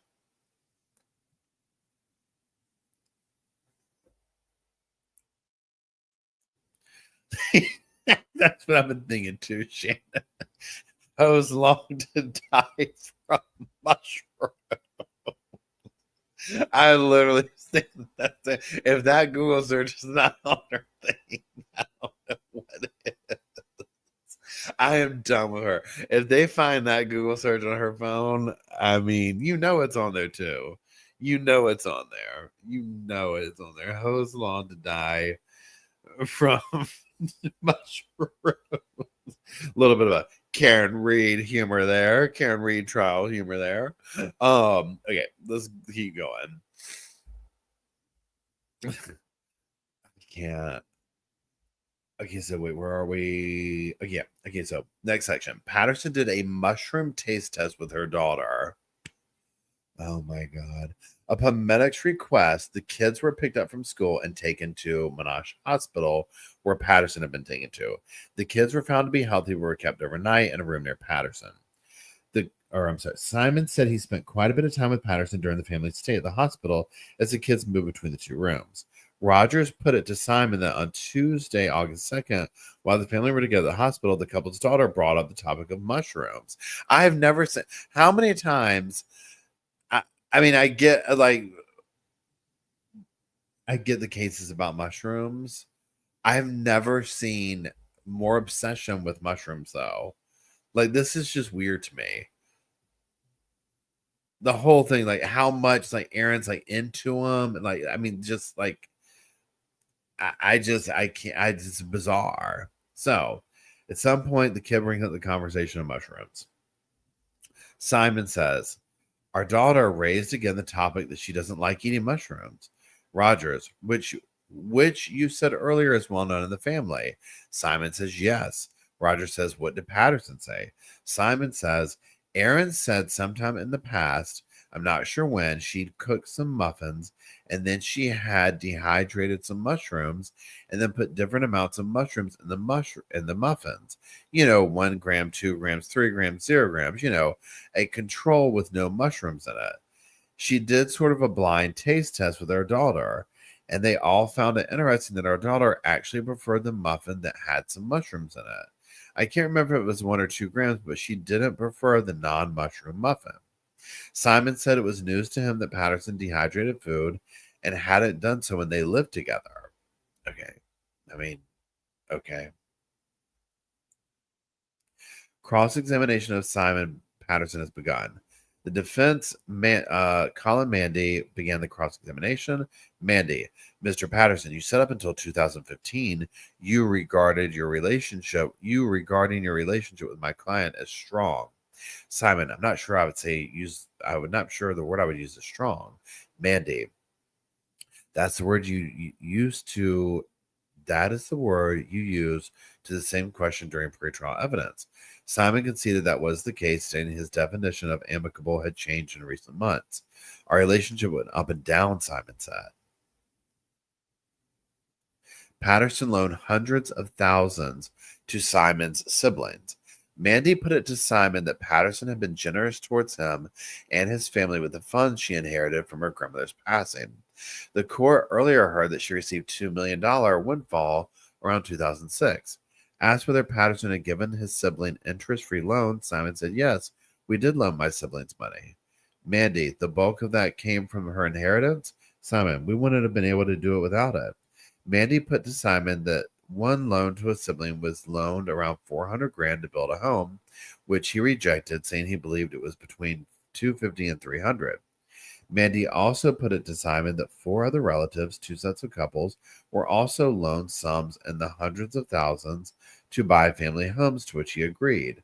Simon told the court the loans were given with an understanding they would be repaid in a similar fashion to a mortgage, but with no strict repayment schedule. Mandy put it to Simon that money had never been a significant motivating factor in Patterson's life decisions. Simon agreed. Patterson shared inheritance with Simon after their separation. The court heard Patterson and Simon both remain hopeful after their 2015 separation that they may reconcile. Mandy told the court Patterson received more inheritance money when her mother passed away in 2019. The court heard Patterson used the money to buy 2 more properties, a Mount Waverly apartment in Melbourne and the Gibson Street home in Leongatha, where she held the 2023 lunch. Mandy put it to Simon that despite the couple being separated, Patterson included her estranged husband's name on both house titles as a gesture of goodwill, as they were still open to reconciling. By doing so, Mandy suggested that Patterson, in essence, shared her inheritance with him due to the financial benefit of being listed on a property title. Simon agreed.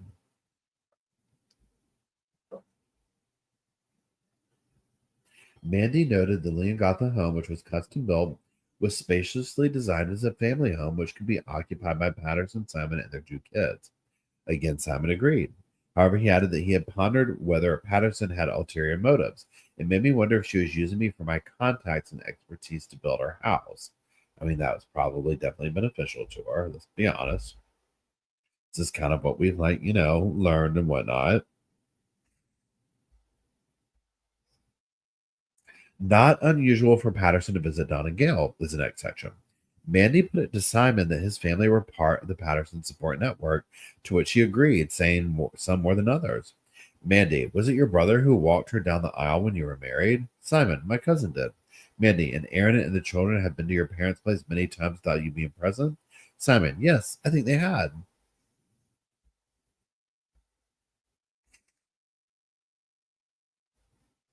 She seemed like a devoted mother is the next section. Mandy put it to Simon that Patterson was a devoted mother. She seemed like a devoted mother most of the time, he said. Simon said he believed she took her role as a mother seriously, that she was keen and supportive of them in different activities and helped them with their homework. Patterson's self-image was not great. Mandy put it to Simon that Patterson's self-image wasn't good. Mandy, she put on weight. Simon, she did. Mandy, she wasn't happy the way she looked. Simon, Erin is not happy with how she is. I don't think she has great self-esteem. Child support messages revealed. Ooh, these are gonna be good. Let me get my let me crack this one open. Let me get a little caffeine going over here. You hear that nice little whoosh. Can y'all hear this? The soda crackling.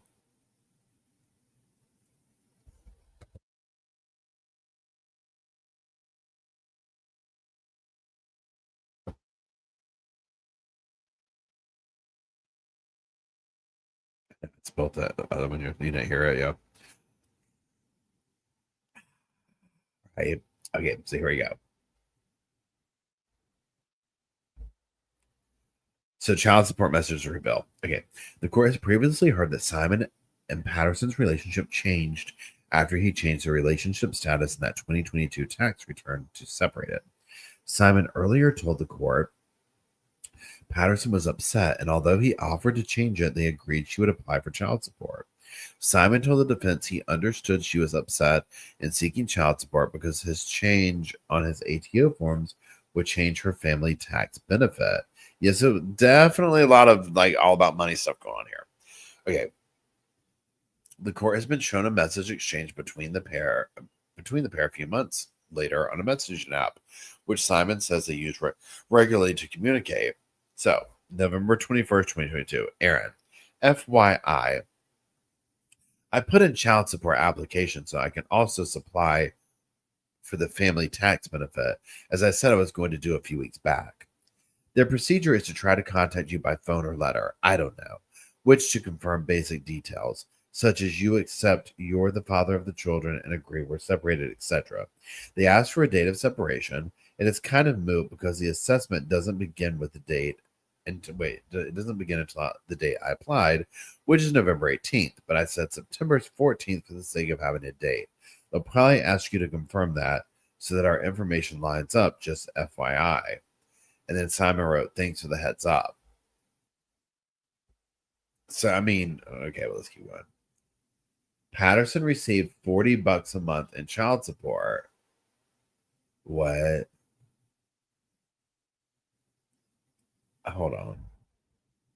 Yeah, I'm gonna ask a dumb question. Let me come back over here. Somebody asked this. Sheena asked this earlier. Are we talking American dollars? Is what I'm getting at. Wait, hold on.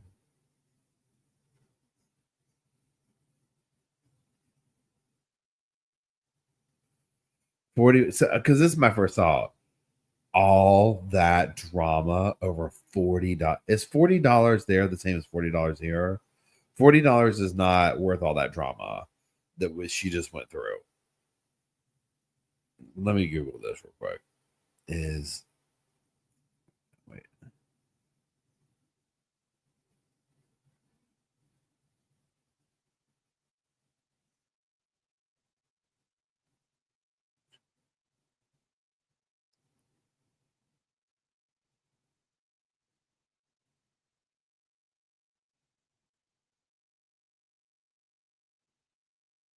I mean, what is this American dollars in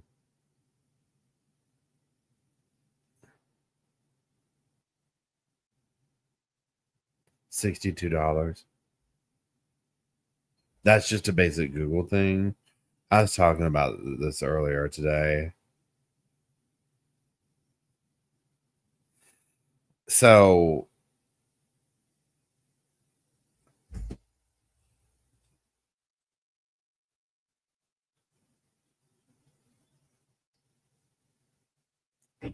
that's what that was. Let's keep going. Okay. Mandy has probed Simon on how the couple plan to resolve the issue of their children's school fees. The court earlier heard that Patterson had pushed for them to split the cost of school fees, but Simon said he had been advised by child support people not to. Delving into further details, Simon told Mandy, the child support people were going to tell me how it was going to work. The amount I would pay would cover school fees. They said, don't pay that now because you will be double paying. Mandy said the child support payments, when they eventually came out, were around $40 a month. It might have been like $38.28, but it was about 40. It was hardly anything, Simon said. Mandy put it to Simon that it became apparent that would not be enough money, which caused friction. Mandy, so once the first invoice of payment came to Erin for $40, you appreciated, as did she, that amount was not going to be anywhere near sufficient to cover things like doctor fees, school fees, those kind of things. Simon says, yeah, that's right. Mandy says, in the interim, between the time you had the conversation about child support and the first invoice, that created some friction. Simon says, yes, it did. Well, I guess my question is like, what is he paying for other stuff already? And what happened to the hundreds of thousands of dollars? I mean, I guess they gave it all away. Because I'm just like, didn't she's like handing out hundreds of thousands of dollars. Now, I mean, obviously, I think there's like just some level of like anger going on here. Like it's like the principle of it to her, maybe, or whatever. But then I'm also like, well, was he paying I mean, was she legitimately having to get money out of him? I mean, to me, I, for whatever reason, just assumed there was like a 50-50 type situation going on here.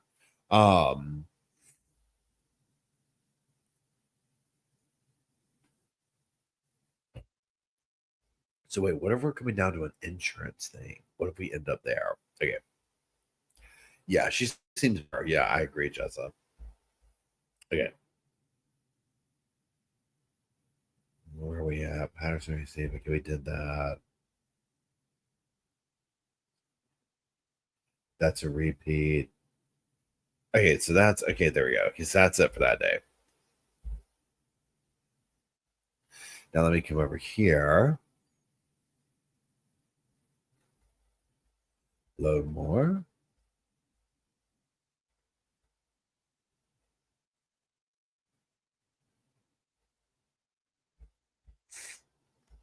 And if we back it up, okay. So next thing, Simon returns to the stand. Now they do a little recap here. So day one, it's revealed that 3 charges of attempted murder against Patterson and in relation to her estranged husband had been dropped by the prosecution. That's right. So they had attempted murder charges against the husband that they dropped. Day 2, prosecution and defense gives opening statement. Day 3, Simon takes the stand. Here we are. He comes back again the next day. Okay, please hold.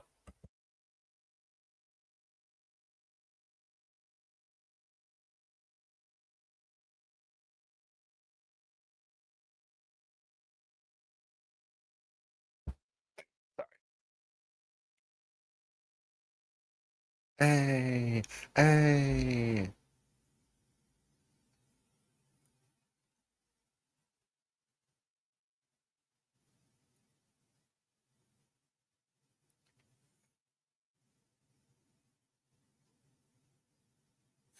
So this next section is Simon's getting teary because they're showing videos of his dad and his son together.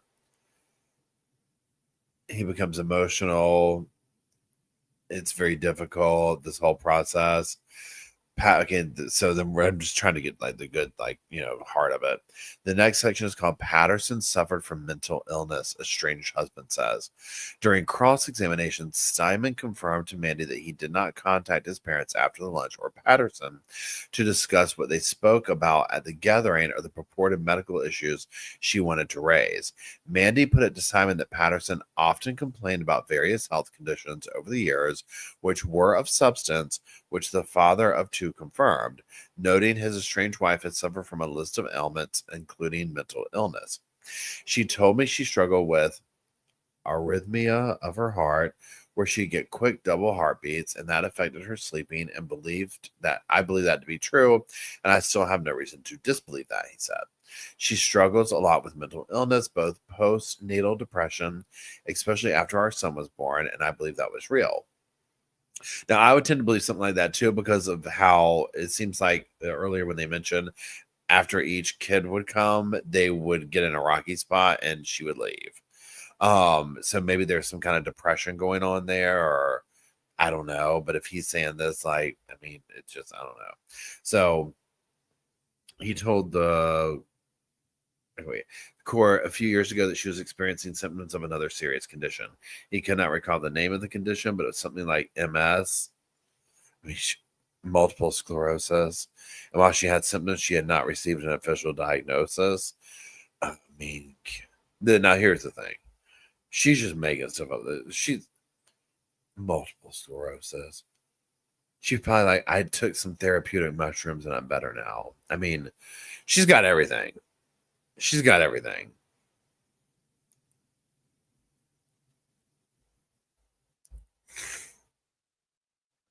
Okay, where did it go? Oh, here we go. Simon. She said a doctor had told her that she suffered from one of those chronic type illnesses, but they can't diagnose it. They thought probably MS, but she told me you can't diagnose MS just by doing a blood test.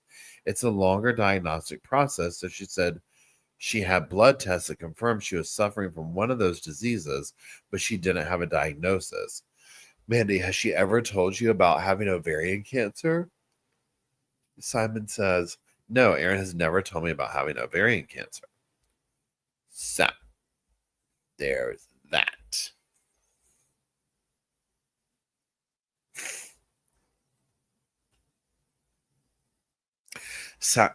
Simon says the defense's line of question is entering flying teacups territory. I have no idea what that means, so let's find out. Simon says his father, Don, told him on July 30th while he was in the hospital that Patterson had revealed at the lunch that she had cancer.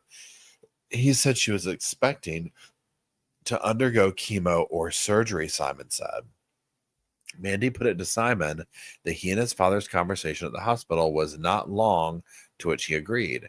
Mandy put it to Simon that he may have misinterpreted his conversation with his father and that he may have told him there was a possibility of a cancer diagnosis, not a concrete diagnosis.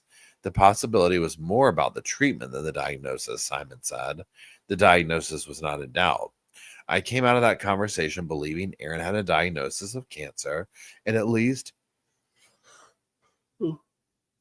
and at least she told him he had a diagnosis of cancer. Simon added that Mandy's line of questioning was starting to enter flying teacups territory. I reckon we're starting to get into the realms of flying teacup possibilities, he said. Mandy, I'm sorry, I missed that.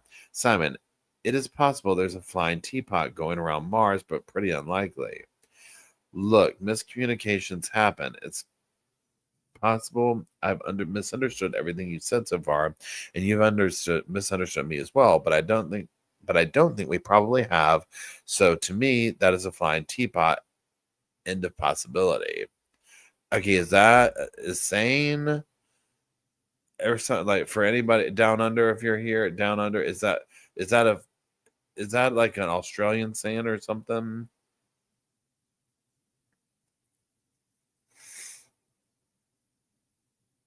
Or is that, that I've never heard of that analogy before in that way. Downer, I've never heard it. Yeah, I've never heard that. Maybe that's something specific to him.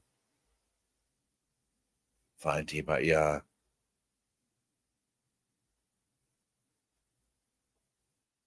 Northwest says fine teacups of fantasy. Okay, interesting. Okay, let's keep going.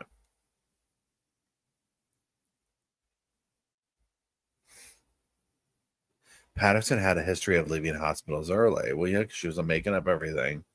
Mandy has put it to Simon that Patterson had a history of leaving hospitals early instead of waiting to be officially discharged. Simon told the court that that was fair to say. Erin hated hospitals. It comes after the court earlier heard the prosecution would allege Patterson was reluctant to receive the treatment after July 23rd, 2023 lunch and left the hospital early despite the advice of medics. Patterson, the next section, Patterson very hurt and over afterthought invite to Gail's 70th birthday. Sorry I lashed out. The court has been shown messages between Simon and Patterson from October 2022. Simon messaged Patterson regarding pickup arrangements for their children and asked if she would be attending a birthday lunch for his mother, Gail. Simon, Mom turned 70 tomorrow and is keen to have something to celebrate it on her birthday. No pressies, though. She invited Mez, Nath. Dad mentioned he thought he'd ask you. Dad mentioned he thought he'd asked you, and you said yes. However, I mentioned to the kids the other day, and they hadn't heard about it. Great if you can make it, but no dramas if not. Then Patterson says, I'm not too sure how your dad could have been confused. Seems that my invite to tomorrow is a bit of an afterthought, and not even from your parents, so I might pass. Simon, oh, come on, that's ridiculous. You really think Dad is lying? Patterson, what I reckon is that everybody forgot to invite me, and I feel very, very hurt about that. And your response is to say I'm being ridiculous? Oh, yeah, she's something else. Simon says, I get you're mad at me, and I get why. At this point, I can only ask you to consider Mom and her feelings as she turns 70 tomorrow, which is really important to her. Please respond to Dad's message accordingly.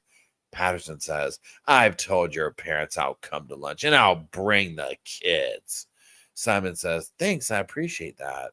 Patterson later sent a message apologizing to Simon for raising her voice at him. Erin says, I'm sorry for shouting at you this afternoon.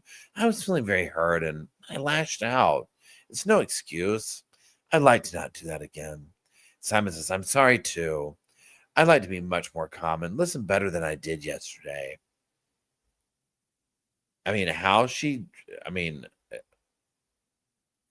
That's like really pulling a lot from that, right? I mean, that whole thing. Yeah. I mean, she doesn't sound like a well person.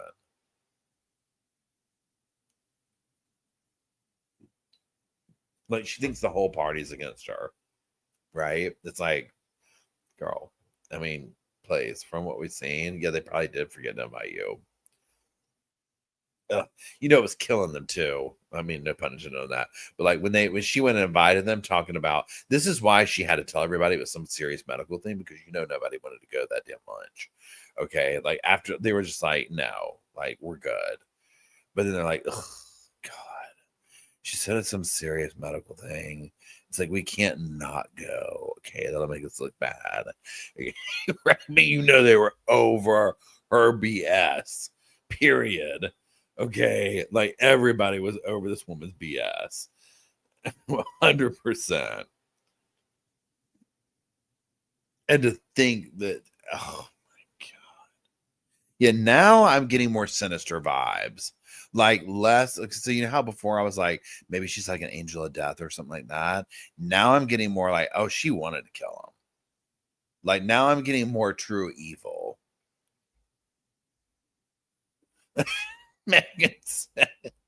Megan said they were hoping she was going to say that she was dying the next 3 months. Second she was like, I have elbow cancer. Like 3 of the people at the table were like, is it terminal? And then they're like, my God, I'm sorry, Erin. That's not terminal, is it? You know what I'm saying? They were just like, I'm trying to refrain from jumping up in joy.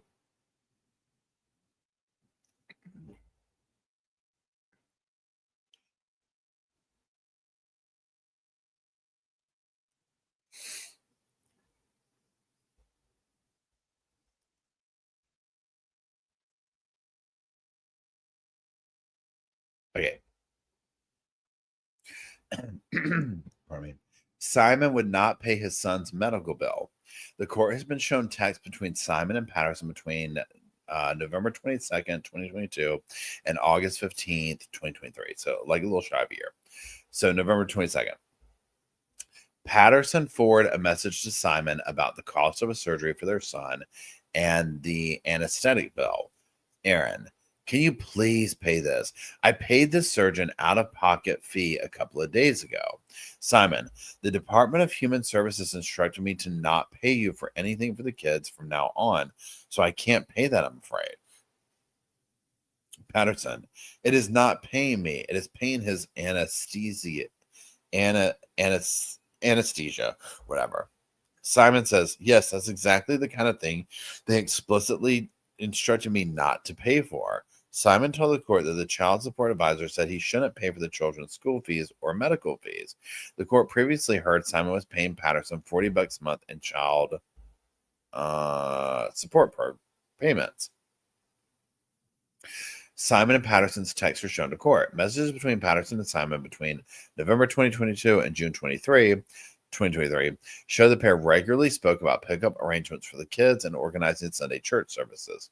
The court heard Simon and Patterson helped operate church services by connecting the live stream on YouTube. Messages back and forth include, is YouTube connected? And we're on. I feel nauseous. Patterson's hospital text to Simon. Patterson, they're arguing with me now, saying I might have to go to Dandenong. This doctor is not listening to me and being a bit mean about it.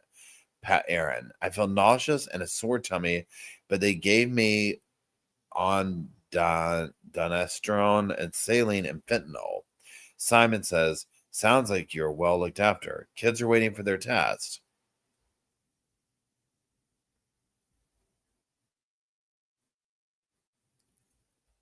Okay, now here before I get into this next section.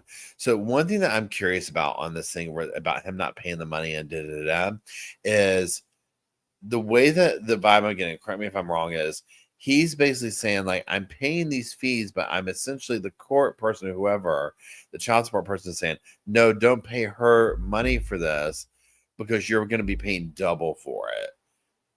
Because I don't think it's as clear cut as him just saying, like, nope, they don't want me to pay for my kids' medical bills. The way it sounded in the earlier thing was like, she was like, you're going to pay this. And then it's almost like double dipping. And so he's like, I don't want to double dip in this, or I can't tell, like, it's like why that's a thing. I don't know how it works. Because it sounds to me like the text messages don't get the vibe of, like, you know, F them kids, I'm not paying. It sounds more like, no, I was told by the court person to not do this for a reason. You see what I'm saying? Like, I don't know.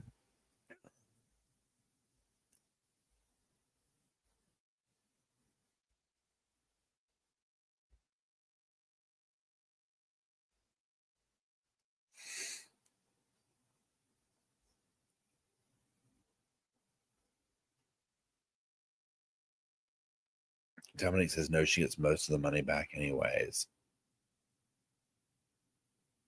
Oh, wait, so she's gonna, okay, you mean like say the doctor bill, she'll get it back anyways? Okay, so here we go. Simon suggested a mediator after Patterson's inflammatory group chat messages. Simon and Patterson sent inflammatory messages to his parents in a family group chat on a messaging platform, Signal. In response to that, he sent her the following message on December 6th. Hello, Erin. Mom and Dad told me you asked them over to yours for a discussion yesterday. I understand there's two main issues. Number one, how our son is going, and two, finances for our kids. I have read the messages you sent them in our Signal group chat since. And Dad's responses. I am keen to talk to you about our son and how we can best work together to help him and where he's at now and for the future. I'm also keen to talk to you about the financial arrangements to try to come to an understanding and agreement between us. Regarding all the messages, the financial issue is very emotive now and would likely be very difficult. Would you be up for you and me having a 30-minute in-person chat during a daytime this week about how we can best support our son together? A few days later, on December 9th, Simon sent another message to Patterson. I've learned more about the financial stuff this week, and I think we can probably fairly easily sort that out along the lines of what you've been messaging to Mom and Dad.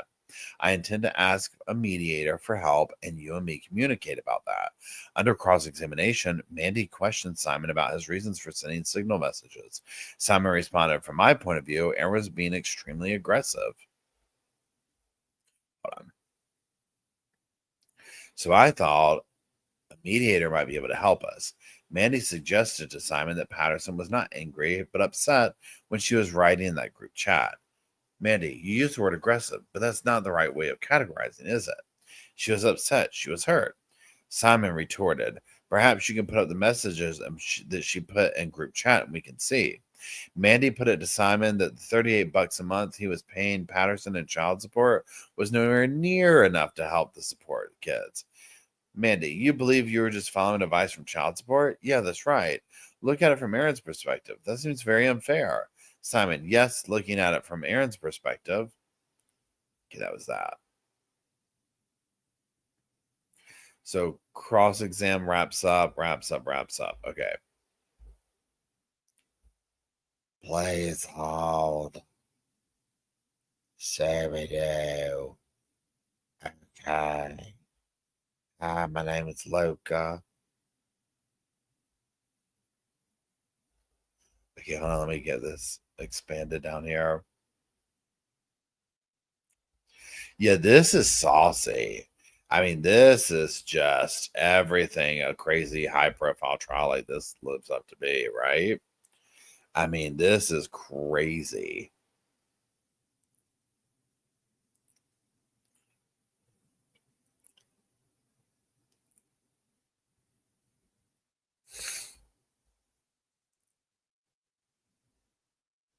Okay, where are we at? Okay, so we are going into the realm of the next. Where are we at? Okay, Dave. So next thing. That's odd. Simon says Patterson didn't ask about the health of his parents. Simon Patterson previously told the courts that he didn't recall his estranged wife asking about the welfare of his parents after the lunch. The court heard Simon was taking phone calls from relatives in the hospital while visiting Patterson and their children, which Mandy suggested were in earshot of Patterson, which may have prompted her to ask about his parents' health, saying he distinctly recalled having an odd feeling because she hadn't asked. Mandy, I put to you that she asked how they were going. Simon, no, I can't recall her asking that. Mandy, I put it to you that she may have said something. Simon, I say no, because it stood out to me. It is a feeling I remember. I thought that's odd. I mean, honestly. I mean, like, I get you would be feeling guilty, but on the same note, you would want to be like, how are they? Oh my God, are they okay?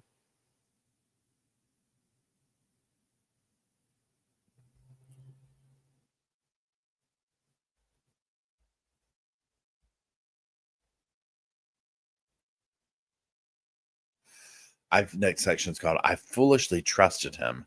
Patterson's child support text to former parents-in-law. The court has been shown messages Patterson sent her former parents-in-law in Signal. The court previously heard Patterson sent inflammatory messages to the in-laws over child support. Last week, it was revealed in court that Simon was paying $40 a month in child support and had stopped contributing towards medical bills and school fees. So December 4th, 2022. Don and Gail. Hi, Erin. It would be lovely if we could catch up with you and our grandchildren before you go to New Zealand, please. Would you be free next Saturday or Sunday, lunch or tea? Love, Don and Gail. You know, she was the type that was like, and like the kids could be currency to her. Like, oh, the parents-in-law want to see the kids. I have control. December 5th. Erin, I'm sorry, but I can't stop thinking about the comment that Don made on the phone that the financial issues are probably easily solved and that Simon can reverse the single thing in his tax return.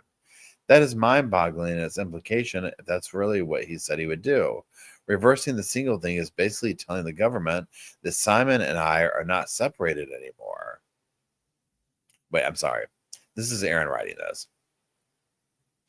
That Simon and I are not separated anymore and that we are still married and living together as a couple and have shared finances so that they consider our income. It is essentially lying to the government. Yeah, she's going to sit here and kill off 4 people. I would have been entitled to about $30,000 a year child support from Simon during the 3 years he was at Land's Gips. But I didn't claim it because I foolishly trusted him to do the right thing by me and the kids when it came to the crunch. But I was wrong to do so, it seems. Where are we? Now I have no income from a job because I quit to care for the kids. And if he reverses the single thing, then I'll not be able to claim family tax benefits. Then Don writes, sorry, I may have misread you, Erin. I regret possibly making a false representation of Simon's opinion. That's why I immediately withdrew it. I think it's best to try and move on. Erin writes, thanks, Don. I understand your position and that you and Gail don't want to be involved in certain aspects of these difficulties, as it is uncomfortable and awkward. That's unfortunate, but it's just a fact in situations like this. Simon seems to be under the misapprehension that a child support assessment covers every expense for the children under the sun. That's just not the case. It covers basic care and basic schooling, including a public school education. Don. Hi, Erin. I hope you are feeling better today. I read your messages of last night again. As we said yesterday, we are unable to adjudicate on these matters. Apart from signaling his disagreement with what you said in your message, we still have not heard any detail of his side and don't need to because we cannot contribute anything useful along those lines. Where we might be able to contribute is encouraging you both to communicate. That's interesting. So, like, to me, it sounds like they're almost like obviously having this, like, fight over money and this and that, and pulling the parents into it. Yeah, and again, I just keep coming back to she's talking about this money stuff, and it's like, but you have all this other, like, what's going on?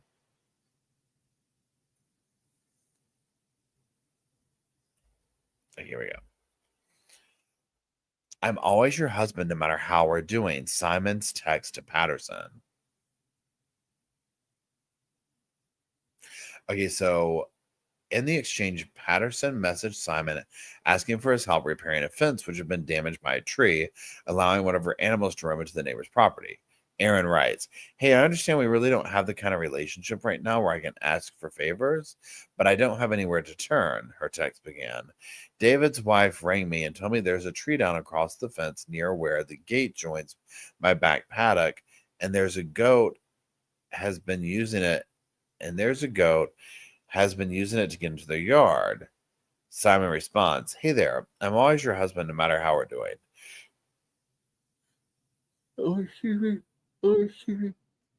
So no problems with helping, but I'm in Brisbane. Can it wait until I'm back? Erin replied, that's very kind. I hope you enjoy your time. I will let you know tomorrow if I still need help. Much appreciated. Defense barrister Colin Mandy put it to Simon that by the time of the message exchange in late December, their issues had abated. However, Simon rejected that was the case. I did not say that. Simon rejects defense's suggestion about the food dehydrator. The court previously heard Simon spent time in hospital with Patterson and their kids in the days after the lunch, where she and the children were being monitored by medics. During their stay, Simon previously told the court Patterson said she had been dehydrating mushrooms and hiding them in their daughter's foods as a taste test. He previously said it was news to him that she owned a food dehydrator and that she had never used one while they were together. The defense barrister, Colin Mandy, put it to Simon that he had said to Patterson in the hospital during those discussions about the food dehydrator, is that what you used to poison them, in reference to his sick parents. However, Simon strongly rejected the suggestion. I did not say that to Erin, he said. Contents of inflammatory messages revealed. Simon has revealed the nature of the content Patterson sent to a family group chat, which he previously described as inflammatory. Under re-examination, Senior Crown Prosecutor Nanette Rogers, South Carolina, SC, asked Simon to detail the essence of Patterson's inflammatory text. Simon said the message, which related to a clash over child support, was sent at a time when his mother, Gail, was ill with encephalitis, and he was worried about her health. It was a message to me. It was very emotive, he told the court.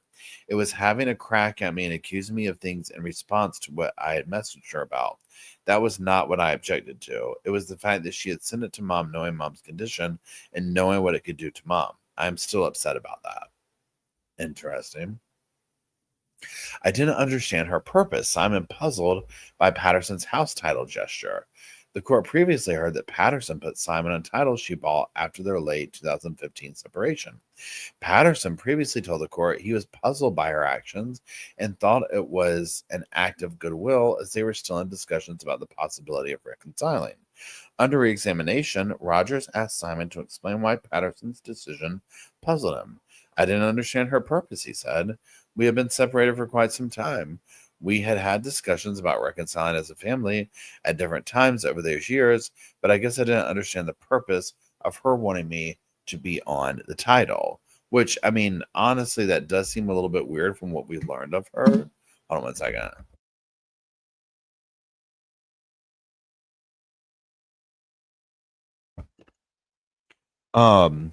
It does seem odd, right?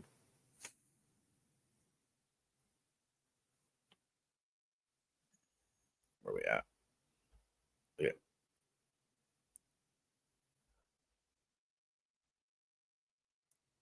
Simon probed on why he didn't ask Patterson about her cancer diagnosis.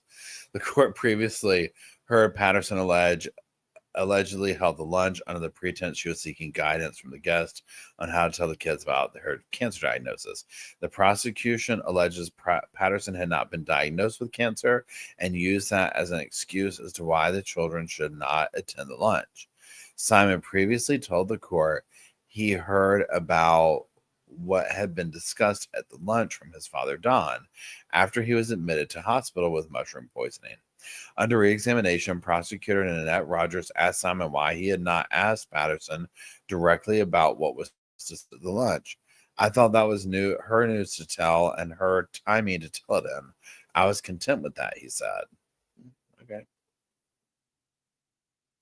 Hates hospitals. The two previous times Patterson prematurely discharged herself. Simon told the court there were 2 times he could remember. He said during the first time, which occurred before they were married, Patterson was diagnosed with low potassium and put on a drip overnight. Simon said they were happy to discharge her, but because the hospital was busy, they left before the official paperwork was filed. He said the second time occurred while she was recovering from a C-section, shortly after the birth of their son in January 2009. She really struggles to sleep in hospital. She was exhausted. She'd been recovering a few days and wanted to keep her in. Simon said the couple spoke to doctors, and although they wanted to keep her there, he and Patterson went home. Okay, so his testimony ends. Second witness who knew Patterson from True Crime chat group takes the stand. I cannot. They follow that's diabolical to follow up the husband with a True Crime chat group friend. I mean, honestly. Okay. Where is it? Christine Hunt, who is in a True Crime Facebook group with Patterson, takes the stand as the prosecution's second witness. True Crime Associate says Patterson was a super sleuth. Honey, no. 100% not. Christine has told the court that she met Patterson around 6 years ago when they were both in a Facebook group chat dedicated to discussions on the Kelly Lane case. Hunt said the group initially contained 30 people, and discussion topics were broad, ranging from things happening in the world, crime, politics, personal stories, etc. The court heard that Patterson used the chat group names Erin, and several, I don't know, Erin's or whatever, versions of it. Patterson shared lots about the kids, Lego, buying the house at Leongatha, information about herself, her husband, and the challenges she was facing, the difficulties she had as a single mom, etc. Asked by the prosecution what Patterson's reputation was in the group, Hunt said the mother of two was well regarded. She was so well regarded, she said. Hunt said she left in the group in 2019 when it shut down, but was contacted by Patterson a few months later to join a smaller group of around 7 to 15 people from the original group. It was very similar to the previous chat. People who had bonded in the previous years talked about current affairs, personal stuff, Hunt said. Hunt told the court she never met. She never met Patterson in person, but they did speak over the phone on some occasions. I always felt I had a good relationship with Erin. We had chats one-on-one. I didn't have any problems with her, Hunt said. Speaking on her interpretation of Patterson's relationship with her husband, Hunt said she seemed happy with him and his family's religion. I understood why they were growing apart. She was self-sufficient, Hunt said. That he was very controlling. She used the word coercive. She said his family were demanding. There were challenges. She seemed unsettled whenever the kids were away with his family. Hunt said Patterson seemed to find her husband and his family's faith challenging. Hunt said she understood Patterson to be an atheist, and the mother of two had expressed that about herself previous times within the group chat. Mandy put it to Hunt that Patterson did express signs of believing in Christianity. I felt she was two-sided on that, Hunt responded. She went to church. The interpretation that I got was she went with her in-laws due to their strong faith. I know the kids went to a faith-based school, and she was unhappy with that, and she went to the church, and that took up a lot of time. She was a bit excited that she purchased a food dehydrator. Daniela Barclay, another member of the true crime Facebook group Patterson was part of, had taken the stand. Barclay told the court that Patterson seemed sad in regards to her relationship with Simon and felt he put the church before his family. In response to questioning from the prosecution, Barclay confirmed that Patterson shared photos of her dehydrating mushrooms to the group. She was a bit excited that she purchased a food dehydrator, Barclay said. In a private group chat, she shared photos of her dehydrating mushrooms in the dehydrator. From memory, I believe it was a couple of months before the lunch. It was sometime in 2023. Prosecution asked, did she say what she had been using the dehydrator for? And Barclay says, just mushrooms. Well, ain't nobody going to use that thing now. Once they're done with it? Absolutely not. Patterson's hydrator messages to the true crime group are revealed. The first message reads, I've been hiding powdered mushrooms in everything. Mixed it into chocolate brownies yesterday. The kids had no idea. A short time later, Patterson sent another message reading, so fun fact, the dehydrator reduces the mushroom mass by 90%. Do you think Woolies would mind if I bought the dehydrator into their vegetable section and dry things before buying them? The court was also shown photos that Patterson sent to the group of trays of mushrooms being dehydrated in her home. I mean, she's definitely obsessed with the mushroom thing. Definitely obsessed with the mushroom thing, right? Oh, thanks, Victoria girl. I appreciate that. I'm glad you enjoyed my sense of humor. Thank you for the super chat.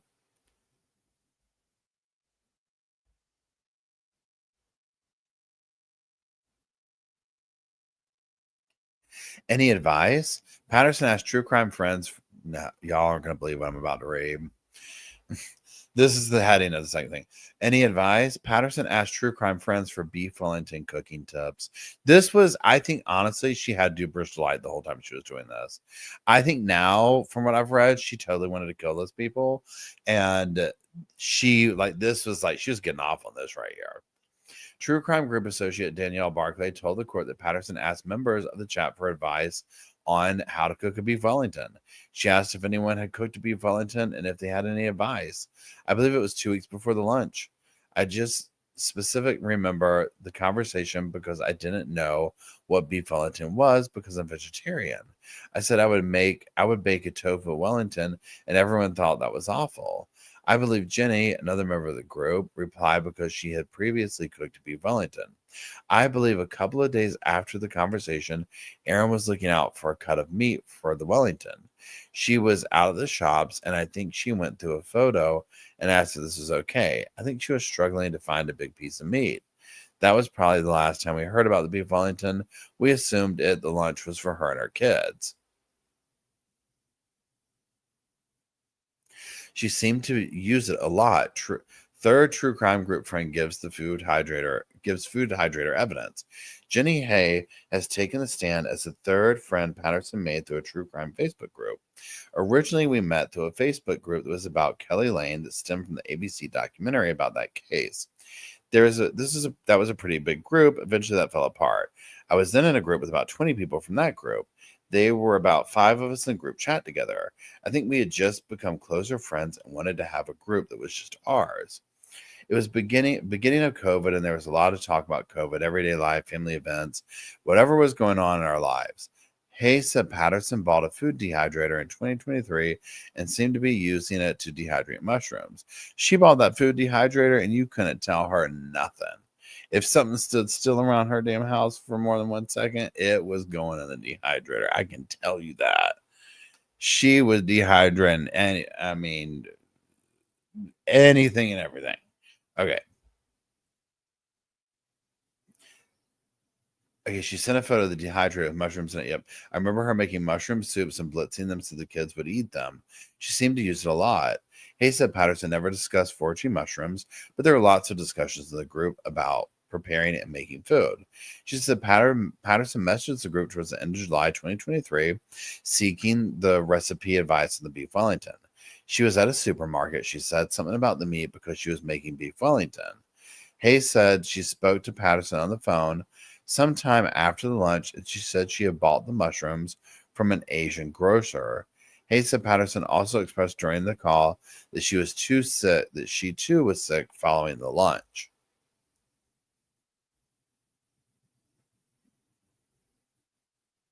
Again, so that's it. But boom. Where'd y'all go? Where'd y'all go now? Here you are. So those are the updates, if you will, or whatever. So here's the thing. I think at this point, I think she was trying to do that. Like, I think that there's a darkness within her that's not cute, right? And Brenda says, do you guys know how to make arsenic sandwiches? Asking for a friend. Can you imagine? Can you imagine?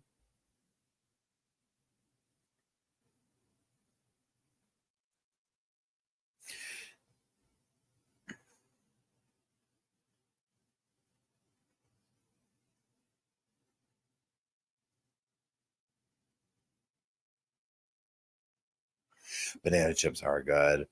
Yeah, so I think that, I mean, it just sounds like there was a lot going on. Oh, thanks, Victoria. Yeah, the Nancy Brophy. My God, that's another one. This is giving Nancy Brophy vibes. This is giving Nancy Brophy vibes.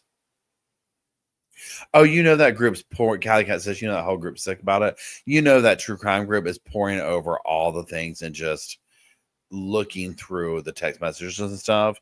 Because to me, I think that she was really just trying to plan the perfect murder. Yeah, and culinary brings up culinary crime. This is right.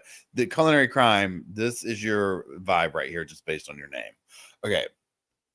Culinary crime says they probably have so many groups to ask for legit cooking advice. Why are you asking a crime group? Exactly. Like, I think she was literally like getting off on it, right? Like, I think she was literally like, it was like that duper's delight, whatever you call that. I literally think that's what it's about. Rivera says they are living on that chat right now. I mean, for real.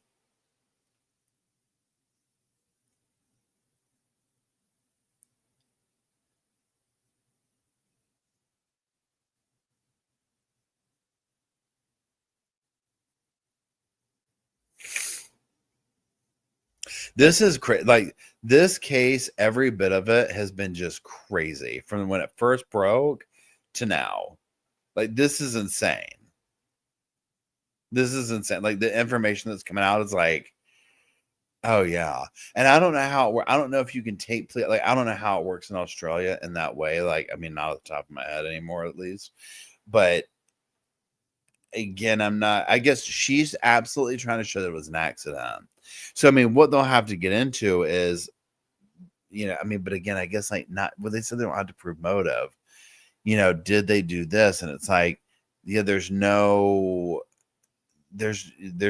evidence of, I mean, granted, we're fresh in the trial, but it's almost like she's going to have to, she wants to prove it was an accident, but there's so many lies around it and all the pings on her phone and where she went and did all this type of stuff. It's not, I mean, it doesn't look good. And then again, the separate food. No. Nope. Don't. Nope. This is a crazy case. This is a crazy case. Yeah, I agree. She 100% she did it on purpose. Totally agree down under. And it just says you think she'll apply to work in the prison and kitchen and prison. I keep seeing things backwards tonight. Oh, it wouldn't surprise me. And the whole thing, I've been blitzing mushrooms and putting them in everything. I mean, can you imagine? What if she had gotten desperate later? I mean, can you imagine like how, like, what if she had tried to do something to the kids? Okay, so we are gonna wrap it up. I'm literally like I'm like, oh my god, I'm so tired. So we're just gonna kind of like do maybe once a week. I mean, I don't know how long this is gonna go on, probably a couple of weeks, 2-3 weeks, I imagine. So we'll do some updates like this and like read through everything and like get caught up. I'll do some videos for the main channel to sum it up and put them out there like in that way or whatever. And then like I said, Wednesday night we'll do like our revisiting evil or whatever, but we'll touch base back in with the Lori Daybell, Melanie Pulowski interviews and all that type of stuff to stay abreast of that. So there is that. Once again, thank you, Emily. Thank you, Tux. Thank you, Tori. Thank you, Audra. Thank you, Indy. Thank you, Jenny. Thank you, all moderators, for making it possible. I do appreciate it. Thank you, Down Under, for sending me all the stuff you've been sending. I greatly appreciate that too. I hope everybody has a wonderful rest of your evening. I hope everybody has a wonderful rest of your week. We're starting off, and we will end with Slow Morrison's little upbeat sofa song. So thank you, everybody. I love you, and I will see you later.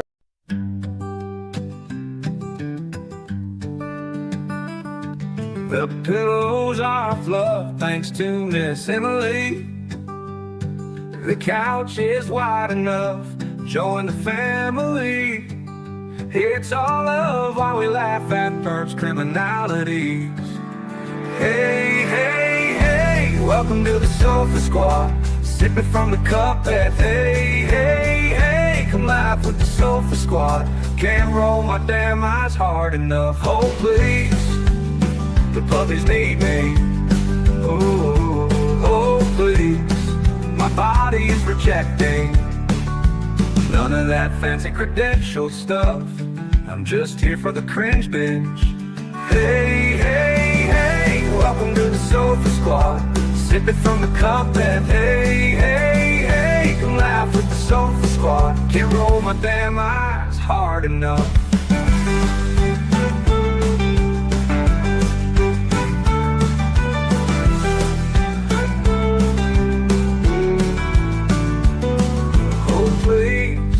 Puppies need me, oh please. My body is rejecting none of that fancy credentialed stuff. I'm just here for the cringe binge. Hey, hey, hey, welcome to the Sofa Squad. Sipping from the cup that hey, hey, hey, come laugh with the Sofa Squad. Can't roll my damn eyes hard enough.